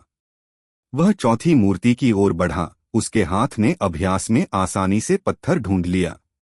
एक और प्रति, स्लॉट्स का एक और बलिदान, पहेली का एक और टुकड़ा। डिंग! आपने जेनेसिस ग्रेड टेलीकिनेसिस प्रतिभा प्राप्त कर ली है। उसके भीतर की शक्ति स्थानांतरित हुई, स्थिर हुई, फिर बढ़ी। 3 जेनेसिस ग्रेड प्रतिभाएं अब उसकी आत्मा के भीतर सहअस्तित्व में थीं। प्रत्येक ब्रह्मांडीय वास्तुकला की उत्कृष्ट कृति थी। प्रत्येक उसके नश्वर ढांचे की सीमाओं के विरुद्ध तनावग्रस्त थी। डिंग! आपके पास 3 जेनेसिस ग्रेड प्रतिभाएं हैं। क्या आप उनका विलय करना चाहते हैं?